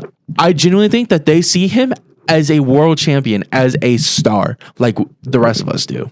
And I totally thought when Joe Hendry got into the ring that it was just gonna be a squash match, RKO 1, 2, 3. But Randy sold. He acted like Hendry was kind of a threat. Yeah, like Hendry got to hit the power. He almost got to hit the power Hendry. He hit like the standing. No, he hit the power Hendry. He didn't hit the standing ovation. Because he did like the gimmick where he like looks at his hands and then just pokes him in the eye. Yeah, like, but still, this match, you would think this would have been a squash match, but no. Like, there was moves, there was spots, there was 3 RKOs. One was for the win, and 2 were after it. But Randy Orton literally did Joe Hendry's turn around and hit the Viper pose. Like, this was such a great match. It was good. It was good. Like, for what it wasn't too long. It wasn't too long. It was like, I think 5? Yeah, it 6 was minutes? what it needed to be. It was a perfect filler. Yes. It was a filler for Kevin Owens needed surgery. We're like, oh crap, what do we do? What do we do? Joe Hendry. Let's get him in here. Let's just get him in here. He can bring audiences. He knows how to make people watch. Let's just bring him in here. And what happens? That match happens. To kind of get a little off track, still on the TNA WWE, do you ever think we will see a contracted WWE wrestler hold the TNA World title? And if so, who? Because I see Styles maybe going back. I could see Consequences Creed. Creed. Oh god, was he ever TNA champion? X Division, I think. Yeah. But maybe we see it because we've had multiple NXT stars fight for I know multiple stars have fought for the Knockout championship. I know multiple stars have fought for the Knockout tag team champions. And Knockouts are the women's division in TNA for Yes. people that don't understand. But no, seriously, I genuinely think that we could.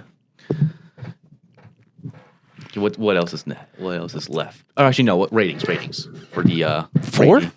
4? Yeah, I agree. 4. I give it 4.6 even. 4.5 stars. 4.5 stars. All right. All right. Now, personally, I want to talk about that Sin City street fight. Okay. That Sin City street fight. You would think it was just going to be another loser. Just I guess I'll watch, or I'm just going to tune in. No, Yeah. this match is delivered. There was great spots. There was callbacks to last year's. This match, you would just think it's a whole bunch of just like kendo sticks and tables and chairs and just attacking each other and just doing whatever. No, there was multiple.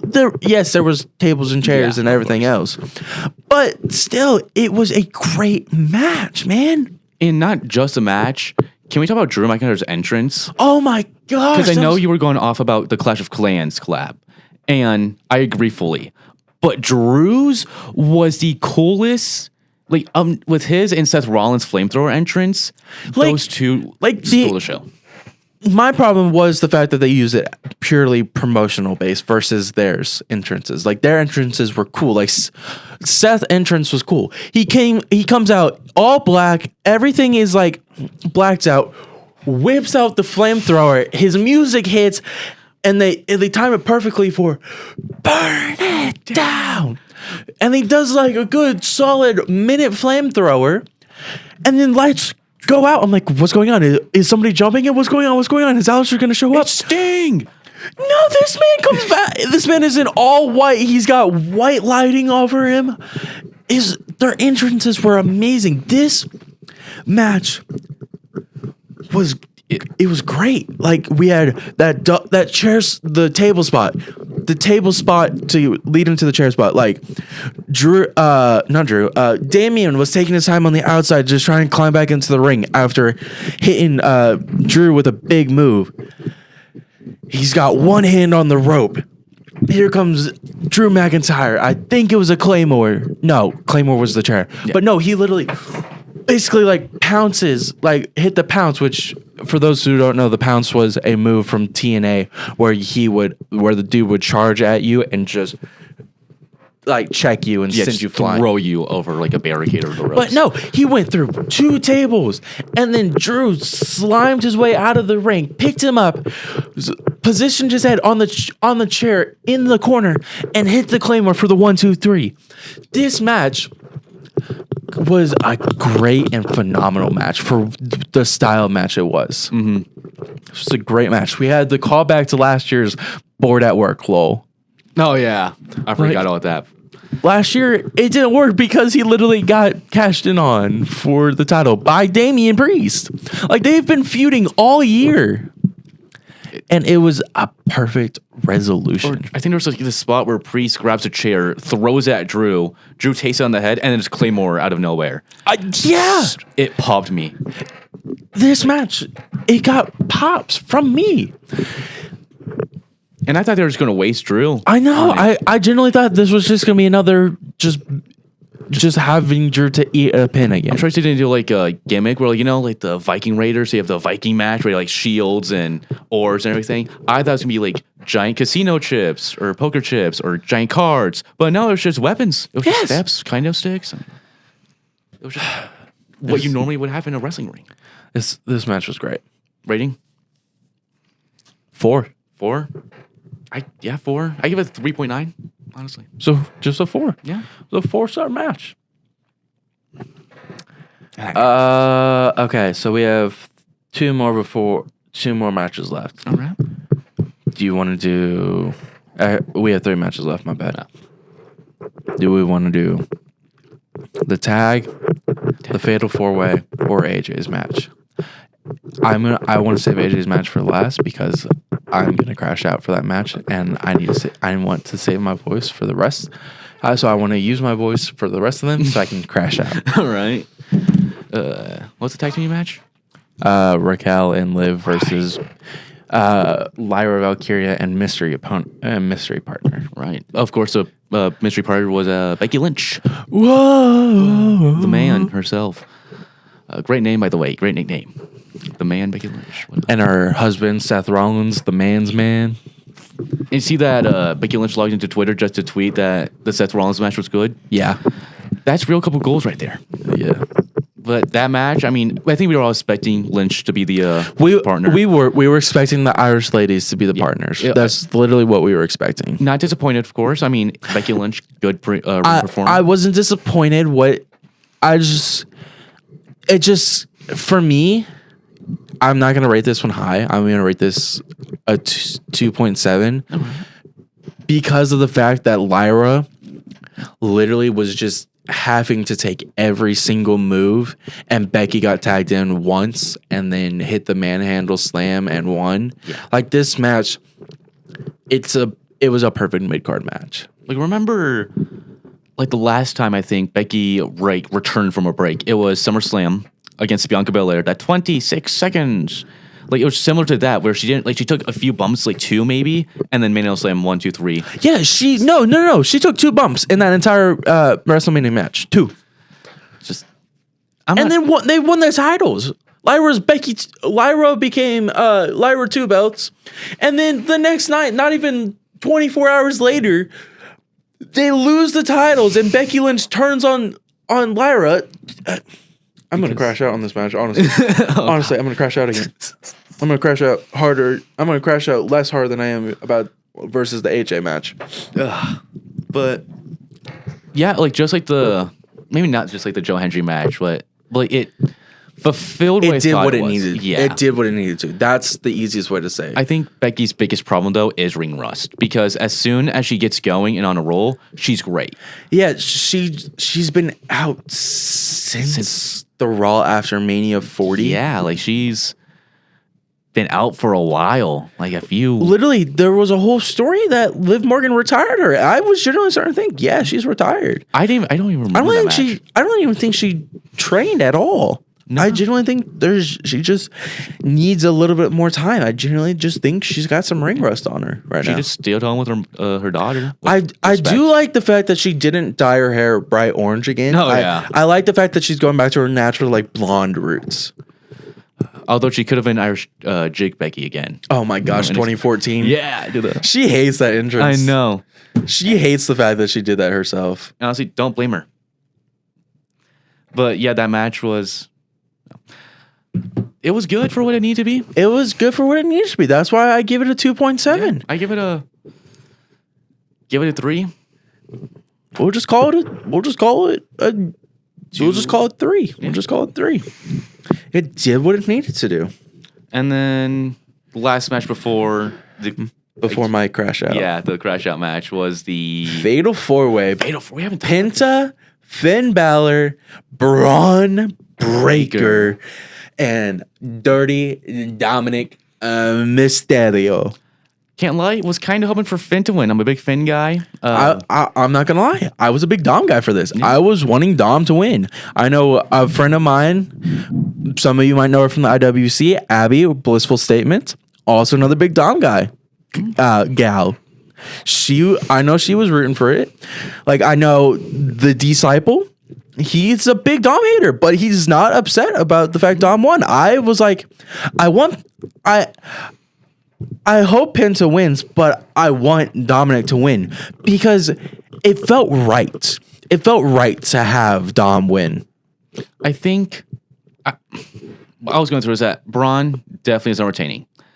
Penta, just like his brother Ray Fenix, too young into the company. I think he's too new into the company. Yeah. Like you can't just. What's interesting is that they gave him a title shot again the next night, but he's too new. He's too new. Dom and Finn were the two best chances. Finn just since he got hurt as the first ever Universal title, it's kind of threw him down the hill. I genuinely think Dom needed this or deserved this to win this. He's been getting good reactions every night. Good reactions. People love to hate him. Now people love to cheer him. I'm one of those people. I love to cheer him. He knows how to work in this business. I mean, he was raised in it. He was. Rey Mysterio. His dad, all time. his deadbeat dad, as he calls him, Rey Mysterio. Well, his real dad, Eddie Guerrero. real dad with quotation marks. But no, he knows his business. He knows the ins and outs. He knows how to be a star. He knows how to work the crowd. And I genuinely think I could see him, honestly, with Triple H and good booking. I could see him beating Gunther's record. Really? I could see it. Do I think it's gonna happen? No. But could I see him holding it for a long time? Yes. I don't know. Here's my thing also. I genuinely think that he's gonna hold the IC title tonight, as we're recording this, Tuesday, April 22nd. Liv Morgan and Raquel Rodriguez are going to lose the tag team championships to Tatum Paxley and Gigi Dolan, and Liv is going to go capture the IC title, and they're going to hold both IC titles. I think Finn honestly takes the title. I think he betrays Dom. I do think that we're getting real close to Finn breaking up the Judgment Day, and I generally think Finn will cost Dom the title eventually. I think they're trying to tease it until JD returns, JD McDonough. JD returned last night. Did he? Yeah. Let's go. JD Funko Pop McDonough returned last night to help Dom retain. So I think it's going to be Judgment Day Civil War type thing, but it's just going to be everyone, which is Morgan, Raquel, Dom. So it's Morgan, Raquel, Dom, Carlito, and Finn. What I think is going to happen, I think Finn is going to go call up the Terror Twins. And I think we are going to have Finn, Ripley, and Damian taking on like Liv, Dom, and Carlito or JD. Like we're gonna have like a civil war between Nugent. Because if you think about it, Judgment Day was Dominic, Ripley, Damian, and Finn. Yeah, that's it. But there was No, that's it. No, Edge. Priest, Ripley, the trio. Technically, but Judgment Day becoming the faction it was Dom, Ray, What? Rhea, Finn, and Damien. I genuinely think we see those three. I think we see those three take on New Gen. Or hear me out. Old Gen, Judgment Day, all four of them versus all four. I could see Dom and Finn joining Ripley and Priest and taking on Carlito, JD, Liv, and Raquel. I don't know. I definitely see War Games. Oh, for sure. Balor, JD, Ripley, and Priest against Carlito, Liv. I mean, who else is Dom? And then who could be like the final man entrant? Because we had one on. Like, does Liv have any friends? Does Dom? Maybe Rey Mysterio joins up with Judgment Day for some reason. I don't know. That's my thing. I just think it's time to end it. I just think it's time to end Judgment Day. Yeah. And now it's time for the ratings. I believe, unless you have something else. 3. 3? Give it a 2.5, so like a 3.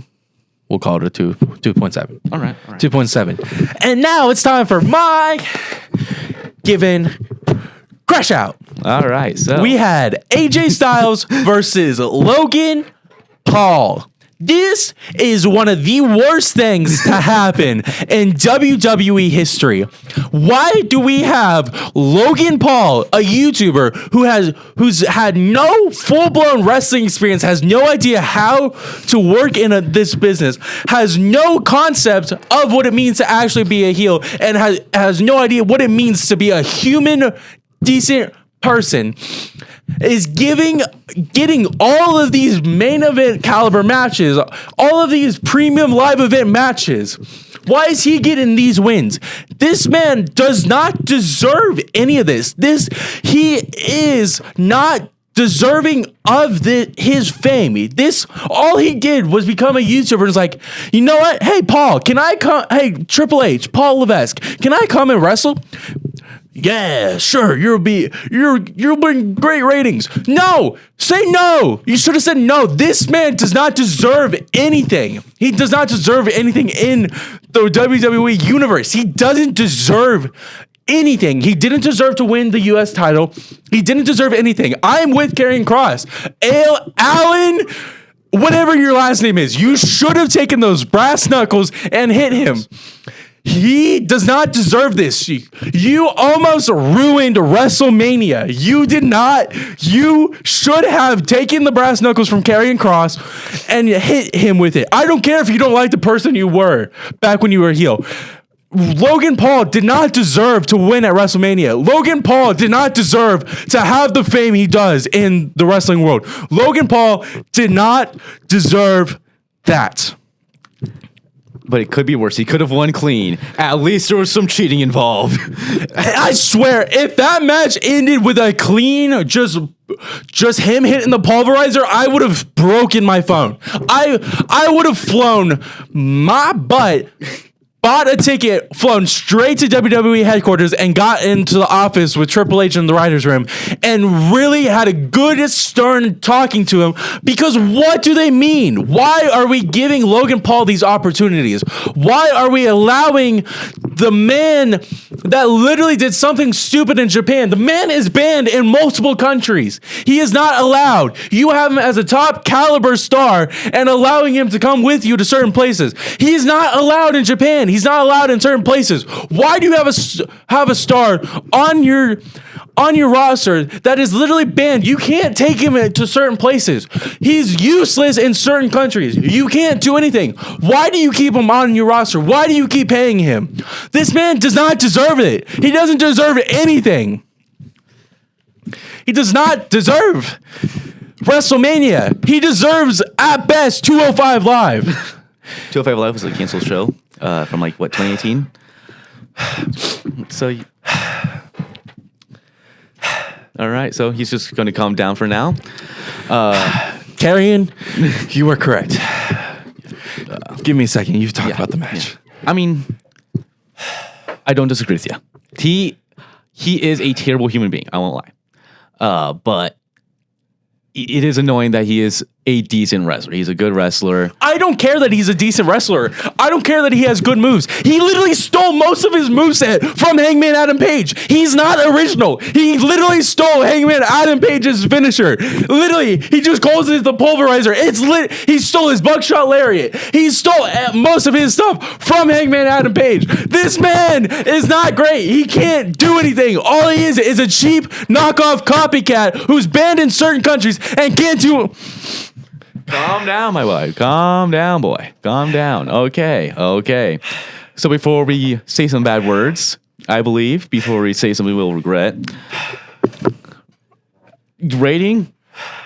0. Yeah. I'll do the same. Say that's all the matches, I believe, except the Phoenix, Chad Gable, Grande Americano. We skipped that. That's a 0 rating. Yes, 0 rating. 0 rating. Honestly, no. We're gonna talk about it. Okay. We're gonna talk about it. It's gonna take my mind off of the failure that is Triple H with Logan Paul. We're gonna talk about the match. We're gonna talk about it. So El Grande Americano, which is complete cultural appropriation. True. Screw it, I'm gonna keep my crash out energy. This man is Chad Gable in disguise, and he's literally came out with a mariachi band, one of those old wild western filters, brown filters on it. This man is a walking hate crime. Okay. Like what? And like, why is he getting this Star Caliber power? It's disrespectful. It is completely disrespectful to what Lucha Libre is. It is an utter mockery of WWE. It's an utter mockery of what the history of wrestling with the mask is. It's downright disrespectful and it's just idiotic. You don't understand what that mask means. That mask is their livelihood, and you here, Gable, go put this on. We're gonna have you be El Grande Americano. This is as stupid as Mr. American. It's idiotic. It's stupid. It's ridiculous. And honestly, I agree, because Chad Gable, one of the greatest in-ring workers we've seen in modern day. You're literally hurting Chad Gable. You're hurting Chad Gable. Take him out of this. Get rid of this. He is the next prime angle. This man is amazing. Screw all this Grande Americano. Screw this all. Get rid of the mask, get rid of this stupid storyline, and bring back Chad Gable. This man was putting on banger after banger with anybody he came in the ring with. Braun Strowman, the Wyatt Six, anybody. This man was perfect, and you have him put on a stupid American flag mask that looks like the old Captain America headpiece with the stupid little white wings on it.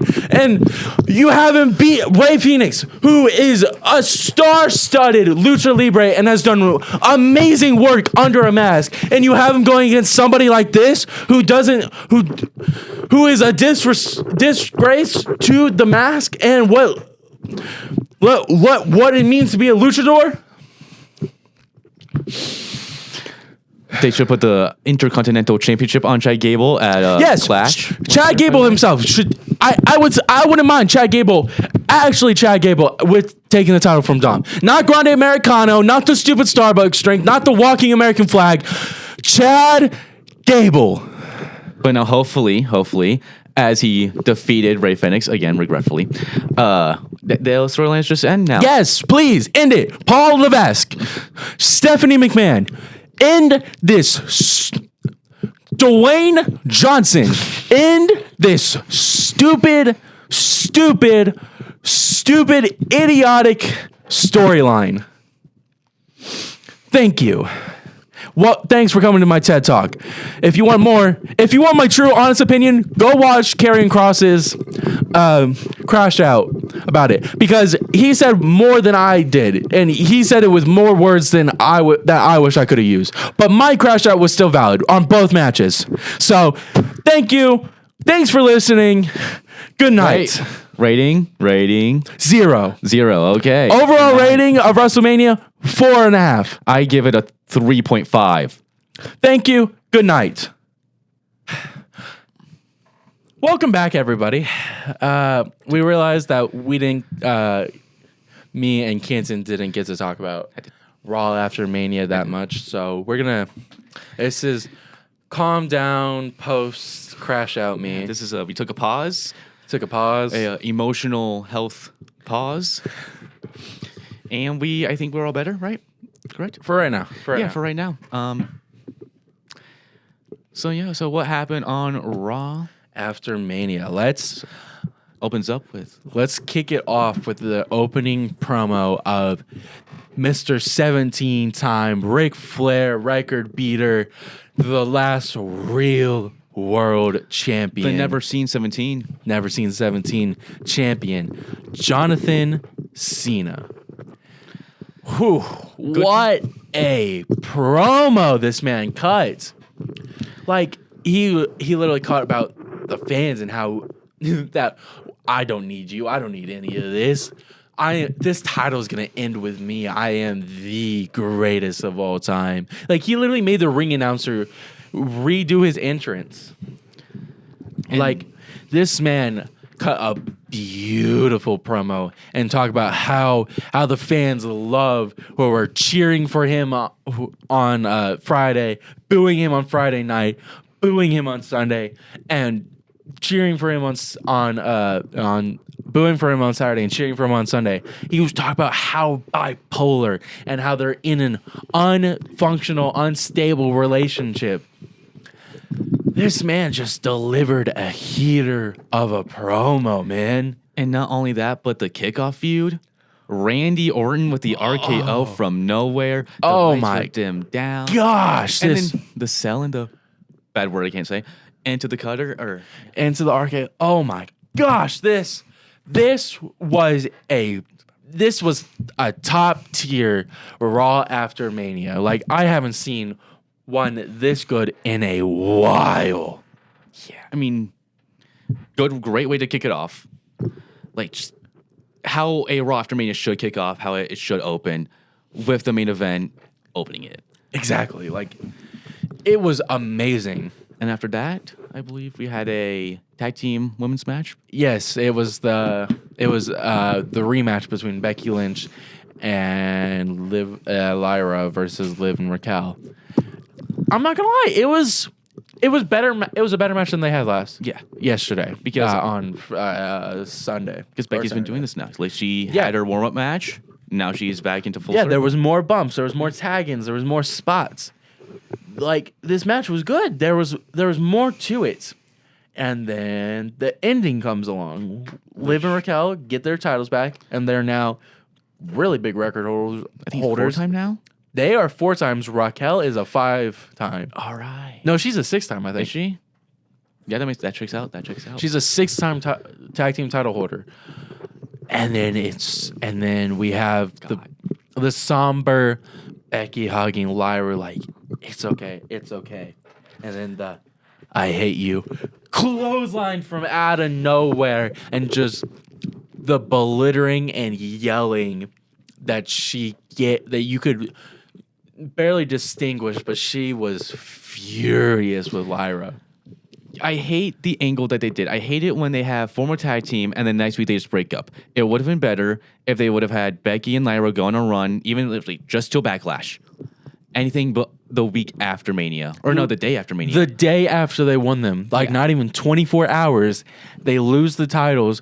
Becky turned on Lyra, hits her with 4 manhandle slams, and just walks away. Like, it would have been better if it was till Backlash, or really just perfectly till Backlash, which is the next pay-per-view. Like, just have that build up and then have them turn. But no, just do it now. Just turn Becky heel now. Yeah, No, just here. We're We're gonna go have, like, think of if they did hold the titles. We could have had Lyra versus her best friend, her tater tot. Tatum Paxley, Gigi Dolan versus Lyra Valkyria and Becky Lynch. And Lyra and Tatum have such good in-ring chemistry because they've worked together for so long. That match would have been a standout 5-star rating bringer of a match. And they said, nah, we're just going to give them back to Liv and Raquel, and we're going to have Becky turn on Lyra. Like, it's Ridiculous. Is Ridiclous. is Shotzi out, or she just main event? Shotzi's the solo star. Is she all right? Like how we were talking earlier about solo 3-man groups, the trios. How like The Roman Reigns and then the Usos as a tag team. Or, yeah, she's their solo star. They're their tag stars. Okay. I respect it. And then, do we rate the matches of the? We can. All right. I mean, that was I give it a 2, honestly. Well, you're giving it the same rating. I gave it a 2.5. I was gonna give it like 2.8. I don't know. It's just Because I think it was a little bit better because the ring rust was gone. Yeah. There was more spots. There was more bumps. So True. that's why I'm moving from a 2.5 to 2.8. I'll for do the this same. match. I'll do a 2.6. Okay. And then, was that Kofi and Woods with Kyrian promo, or there's not really a promo? These backstage, but It was the backstage segment between them, and then it cuts to ads. a lot of ads for WWE. I mean, This one was shocking. How many ads and promos? if you didn't know, if you're living under a rock, WWE is on fire right now. Yeah, it is. It is one of the biggest companies right now. But no, I don't know. This match, there was 3 matches on this. The rest were ads and promos or backstage Jesus. segments. Well then, what were the other matches? Or not the matches, but promos after the We had the Kofi Woods carrying Cross backstage, which there was no talking for some reason. no. It was like just lot of- it was just carrying, like just smirking / nodding his head at them, and they're like, "What is this guy on?" Yeah. And then we cut to Was that Io and Stephanie Vac? no. This was Rusev Right. and the Otis. Alpha Academy. Right. Rusev, backstory, got fired. Came back, went to AEW while he was fired. Pretty good run. He had a decent run, built up a cool, amazing character, and then he came back. This man is looking better than Oh, yeah. ever. I genuinely think we're gonna have some good matches with him. In WrestleMania 31, he rode in on a tank. With his, Wife now? I thought they got divorced. I think they were going to, but then they reconciled and they're fine now. yeah. All right, with his wife Lana, who is under a Legends deal now. Yes. which means we're probably gonna have more gosh darn announce table spots with Nia Jax. Real wrestling. I swear you couldn't go one Monday Night Raw without Lana going through a table by Nia Jax. It was like it was Lana and Lana and No, it Natalya. was Lana and Nia. But I feel like there was like 2 Shayna. other people. Was it Shayna? Maybe Natalya was there, like on Lana's side, but she like always failed. I forget. Yeah, but no, it was either Nia taking a bump on the apron or Lana going through a table. We'll probably get that part out, but no. What did I say? Okay, yeah, but still, every single week it was she went through a table, she got hit on the apron. Like that's all it was. It was another part of the pits of WWE booking. This was another. We're just crawling through the trenches. We'll That was eventually like get out. 2021, 2020. That was 2020, 2021. Yeah. Man, the gimmicks we had during the Pam Morena pandemic thing, but Yeah. not get sidetracked. Rusev returning, defeats Otis. It wasn't really a match, more of a show of strength. Yeah. Didn't he throw around Tozawa too? Mm-hmm. Right? And then we move on to Io Sky versus Stephanie Vacuole. I have not watched this match yet, so you take it away. Okay. This match is exactly as you would think it would be. You have somebody of the high caliber of Io Sky, like we said, she is the best she's the best Japanese wrestler to come to WWE ever. And you have one of the best current rising stars, multiple time champion on the indie promotions and in AAA. You have Stephanie Vacuole, who's the current NXT Women's Champion, And the first ever NXT champion and North American champion at the same time. first ever. First ever? Mandy Rose, Oh. Sorry, I forget. No. What you did was you ended that title, so you didn't hold it. You ended that title, okay? Can you get that through your little skull? You ended the title. You didn't hold it. She is the first ever double champ. Like Soruka is the second ever double champ. She holds Speed and North American. Oh yeah, I forgot about the Speed. But no. And they put on a phenomenal match. Something like of their high caliber. It was a phenomenal match. I bet it was. I'm not gonna lie. It was a little bit lacking of Booker T's commentary. Chucky, ducky, quack, Quack, quack. Oh yeah, man. Oh yeah, man. No bread, no meat, or no bread, no water, just beef. Yeah, like it was missing some of his ad libs, man. Oh, Mr. T. Or not Mr. T, Booker T. Booker T is one of the goats of People the hate him. commentary. I love him. Yep. And then it was the Jey Uso promo after with Sami Zayn and Jimmy. Jey Uso, new world champion. Yep, which we talked about earlier. Got one word, 4 letters. Yeet. And then we had next match, I believe. No, no, yes, maybe so. That was the. Oh no, we did. We're already done with the matches. Yeah. Right. Like I said, this it just felt off. It was a good Raw after Mania because of the promos, because of the segments. And I did see. I'm not sure you made it to the main event or the end part, but I saw Braun Breaker, Seth Rollins. Oh yeah, like that was technically some sort of a match, I guess. All right.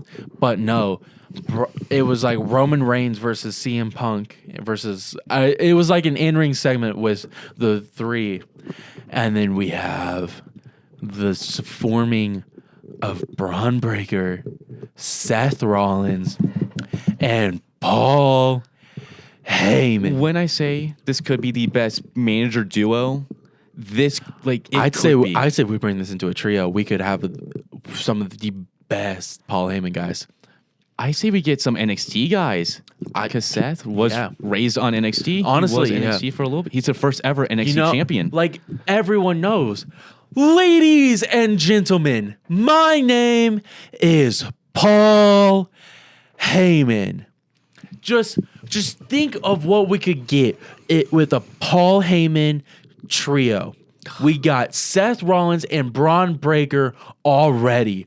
Think of who we could have. We have people like Oba Femi, Tony D'Angelo, Nathan Frazier, Axiom. We have such Trick Williams. We have such high caliber stars. Just think of how much they would thrive under Paul Heyman. Rich Holland. No. Rich Holland. Oh, he's gonna break Big E's neck again. It would. Yeah, God, but what was another lackluster NXT talent? Because I don't watch NXT a lot. I'm the notorious NXT guy in our group. Lackluster talent, honestly. Not Javon. I was going to say Javon, but it's not Javon. Wendy Cho. Is he? She's quite I lackluster. thought the gimmick was pretty terrible. Can't lie. It is quite. She wears terrible onesies. Yeah, and she's like asleep. She had a match with Snooki at WrestleMania.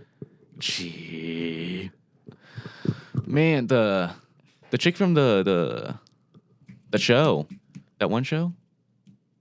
Oh no, think about the what was the show? What show am I thinking of? Snuka. Snooki, you mean Jersey Shore? Jersey Shore, that's right. Yeah. They had a match That at was her? WrestleMania. Yeah. Cry almighty. Yeah, I never liked the gimmick of her. I don't know. Thea Hill's pretty good, I think. Yeah, she's a solid competitor. And Chase U. Yes. Chase U was ended. That was a heartbreak for me when Chase U ended. And they just graduated. They didn't turn heel, right? Yep, they graduated, they ended it.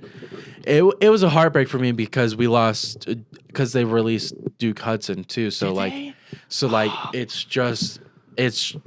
basically it's Sad Man, Andre Chase, and Thea Hale left. What happened to the deaf dude? Wasn't he part of Miles Osborne or Riley Osborne? I have no idea where Riley Osborne is. He's been missing. Like literally, he hasn't appeared. I think he's at Disney World with his fiance Blair Davenport. Lucky man, by the way. Yeah, but no, he's kind of Disney just. Wow, where is he? He's just there. Give him to Paul Heyman. Oh yeah, you know what? Yeah. No, you know what? You know what I want? Give me Fraxium to come up under Paul Heyman. Give me Fraxium, Paul Heyman, Seth Rollins, Braun Breaker. Give me that tag team. Give me Fraxium for the tag team division, Braun Breaker for world title, Seth Rollins for one of the mid card titles. Wow, Seth for mid card. I can get behind that. Seth has been in the world title scene for a long time. Let's have him pull back. Let's have him go for the mid cards. Let's have Braun elevate himself, go for a world title, pull them down, and you have arguably the greatest tag team of this era in Fraxium, who has never had below a 4-star match rating. And Nathan Frazier was trained by Rollins. Yes, he was. So there's that history there. Yeah. Let's bring them up. Come on, they're due for a call up. They just lost their titles at NXT Stand and Deliver to Hank and Tank, which is oh brother, which is could have been literally anyone else. Could have been Gallus. Yes, honestly, but no. Let's bring them up. Let's bring them.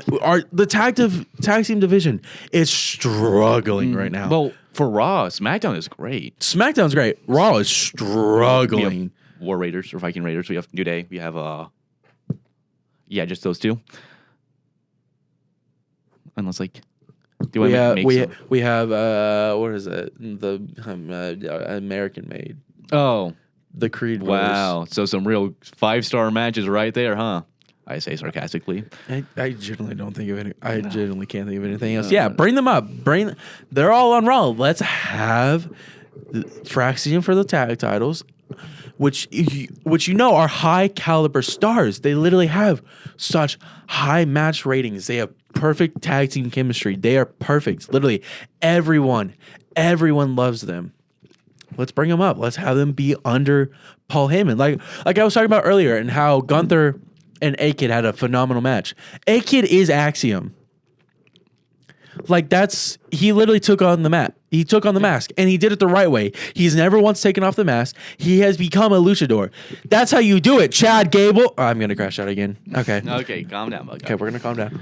But no, literally, I genuinely think we call up Fraxium. Put them in that group. You have the chemistry of Fraxium, the chemistry of Frazier and Rollins. You have the star power of Braun Breaker, who's got that Big Papa Pump, his uncle. He's got that Steiner heritage. And you got that Rick Steiner, too. Yeah. His dad, who did nothing. We could have a phenomenal faction if they bring up Fraxium. I was honestly betting on Breaker dethroning Cena. I could see it. I honestly could see it. Him or Randy, I could see it. Yeah. I think we're definitely going to have Punk at Money in the Bank, just because why not? And I think... Not Ruthless, because they're having that December pay-per-view for Cena, aren't they? His last match. His last match is in October. Is it? But he has 27 televised appearances left. Right, and not even matches, just appearances. Yeah, that's what he said on this Raw after Mania. I have 27 appearances left. I don't have to wrestle. I just have to make an appearance. I can do this. But yeah, I'm saying give the world title to Breaker, have him run with it, have maybe Seth betray him for the title. Seth go after the mid card. He hasn't been in the mid card since Shield. Well, no, because he had that he had that tiny U.S. title reign for a little bit. But that was Vince. That was still under Vince. That was 21, maybe 2. Well, that was he had the feud with Riddle, Theory, and Lashley for a little bit, if I'm not mistaken. Which ended at a chamber. But no, that's what I'm saying. That was 22 or 21. Yeah. Let's put him back in the mid-card division. The mid-card division is so much better than it was back then. There's so many stars now. You think that Penta is better than Matt Riddle? Yeah. Brother, what Penta is. Isn't Matt Riddle on the indies now, wrestling for $25? Matt Riddle's on AAA. I forgot he was. Yeah. But no, I genuinely think that's what we do. We bring up Fraxium. We have Seth go for the mid card. We have Braun go for the main title. I genuinely think that's the perfect way to do this for this faction. Okay, so on Braun, right? A little bit off track on SmackDown. Carmelo Hayes. the only one of his generation not on Mania. How can we save him? Because he has a bunch of talent. He has charisma. He has in-ring work. He can do it all. What can we do? He's great, but honestly, as much as this hurts, I like Mellow Don't Miz or whatever it is. I genuinely like this. You have two such charismatic guys with okay in-ring. Miz has okay, Carmelo has great in-ring work, and you put them together, they're kind of shining out for me. Did you see that one tweet where like someone said that Miz has peak indie wrestling in-ring work? Oh, brother. But I love Mellow Don't Miz too. But I know there's gonna be a betrayal. So after that betrayal and after the hopefully, I am praying right now, Hayes beats the Miz in the match. Can we give him a title? Can we give them US? I don't know. I think it's going to take him a long time for him to slowly build back to what he used to be. Like, he was fighting for the Universal title at one point. Yeah. He fought Cody Rhodes. It's going to take a minute for him to build himself back up to that. But I think eventually he will. Have him go on a win streak and then maybe not win the title, but challenge Jacob Fatu for the US title. Yeah, that would be a phenomenal match. That could elevate him back up to his somewhat standards.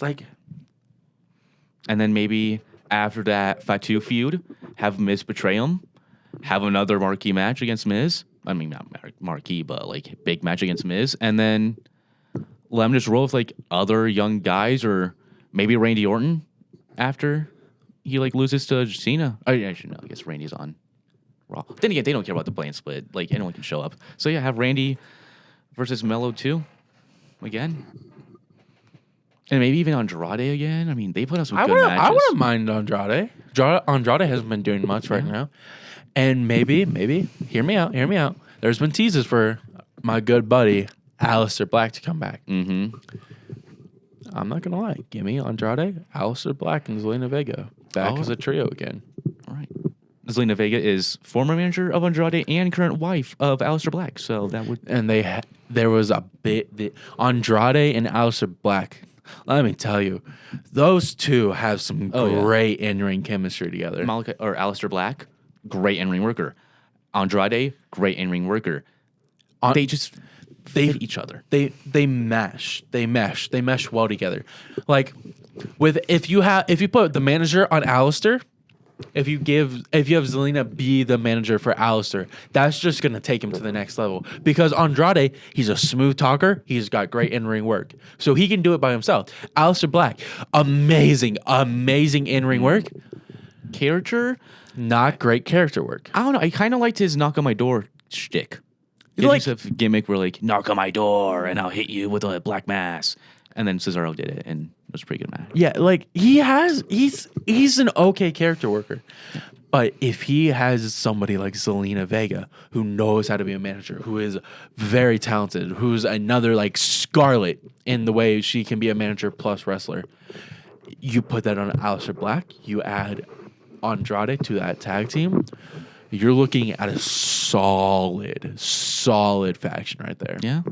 And then if you can, throw them on Raw, because again, the tag team division on Raw it's struggling. It struggles. Because SmackDown has MCMG, Motor Machine Guns, Pretty Deadly, Humberto and Angel, DIY Profits. Street Profits. We're forgetting someone, I feel like. A-Town Down Under. A-Town Down Under. Like just, or have back when they used to do it, where they had like all the women on one brand and then all the tag teams on another brand. They could do that. I think it's like that's how they did in 2008. I'm pretty sure. Just have tag teams on one brand, all the women on another brand, or not. I mean, I think any like people are going to be married, but yeah, generally we just need more tag teams. That's it. We just need more tag teams. We need Ricochet to come back to form Braun Strowman. No. Yeah. Real tag team wrestling. Rick Bald, stay over there. Could FTR? There's a few tag teams over in AEW that I feel like need to come to WWE. FTR. We could have these two Australian dudes, Kyle Fletcher and Mark Davis. They're pretty good in ring workers. I can't lie. I'm a big fan of them. You know what? I don't forget it about a good buddy, Birdie King and Buddy Matthews. Also, just why don't we just tag along the whole faction? Bring Julia Hart. Yeah. Just think of the matches Julia Hart could have over there. Julia Hart, Io Sky, world title. Book it right now. Is Julia even though that good in ring? Like, is she EO level? She's not Io level, but together I think they would have good in-ring chemistry. She is another one of those. She is a Zelina Vega style talker with decent in-ring capability. Then again, EO could carry anyone. Yeah, it's Io Yeah. Sky, people. This woman has put on banger her entire life. Go watch Io Shirai versus Penta and Lucha Underground. My goodness, was that a match? God.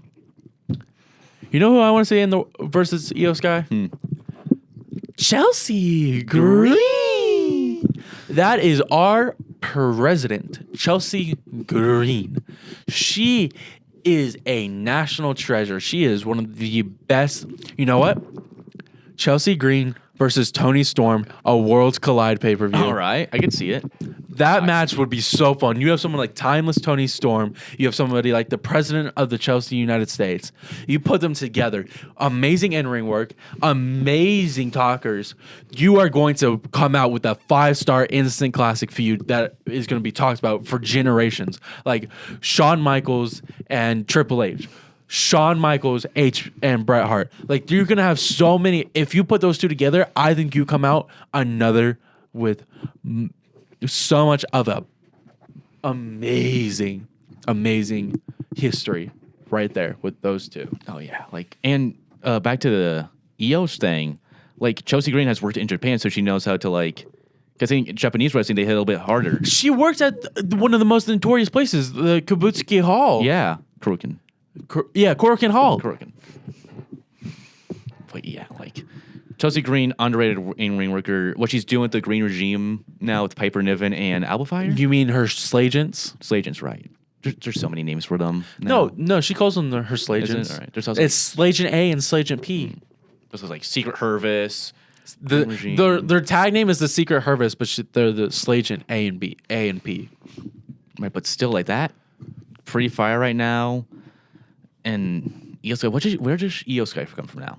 Like from here. Where does Io Sky come from? Yeah, Where do we take Io Sky? That's the genuine question. Because what do we do? do we call up Stephanie Foucault permanently? But she is an NXT champion, so we can't. Do we call up someone else from NXT? What do we do? That's the genuine question. What is the next move? for Roxy, Io? Cora. Roxy and Julia are 2 stars that were a part of that match. Julia against Io Sky. Oh, that would be deliberate. Plus, you also have the new storyline of Julia because she had to have surgery on her arm. She has a metal plate in her arm, so that's why they have the story of her punches are so much more powerful. She has this titanium plate in her arm. Is it actually titanium? No, I didn't think so. I don't think it is. But like, I don't know a lot about Julia. Don't watch a lot of her matches. But from what I've seen, pretty good. Yeah, she's Pretty dang good. She is a talented star. Could honestly be the next Io in terms of the best Japanese import. Yeah. Of It sounds weird that we're saying Japanese import. well, what else do we say? Japanese star yeah. in America. I don't know, but I mean, trying to think of like other Japanese wrestlers, like not even just women's, just in general. And Okada's been kind of on AEW. Okada has kind of fallen off lately. Yeah.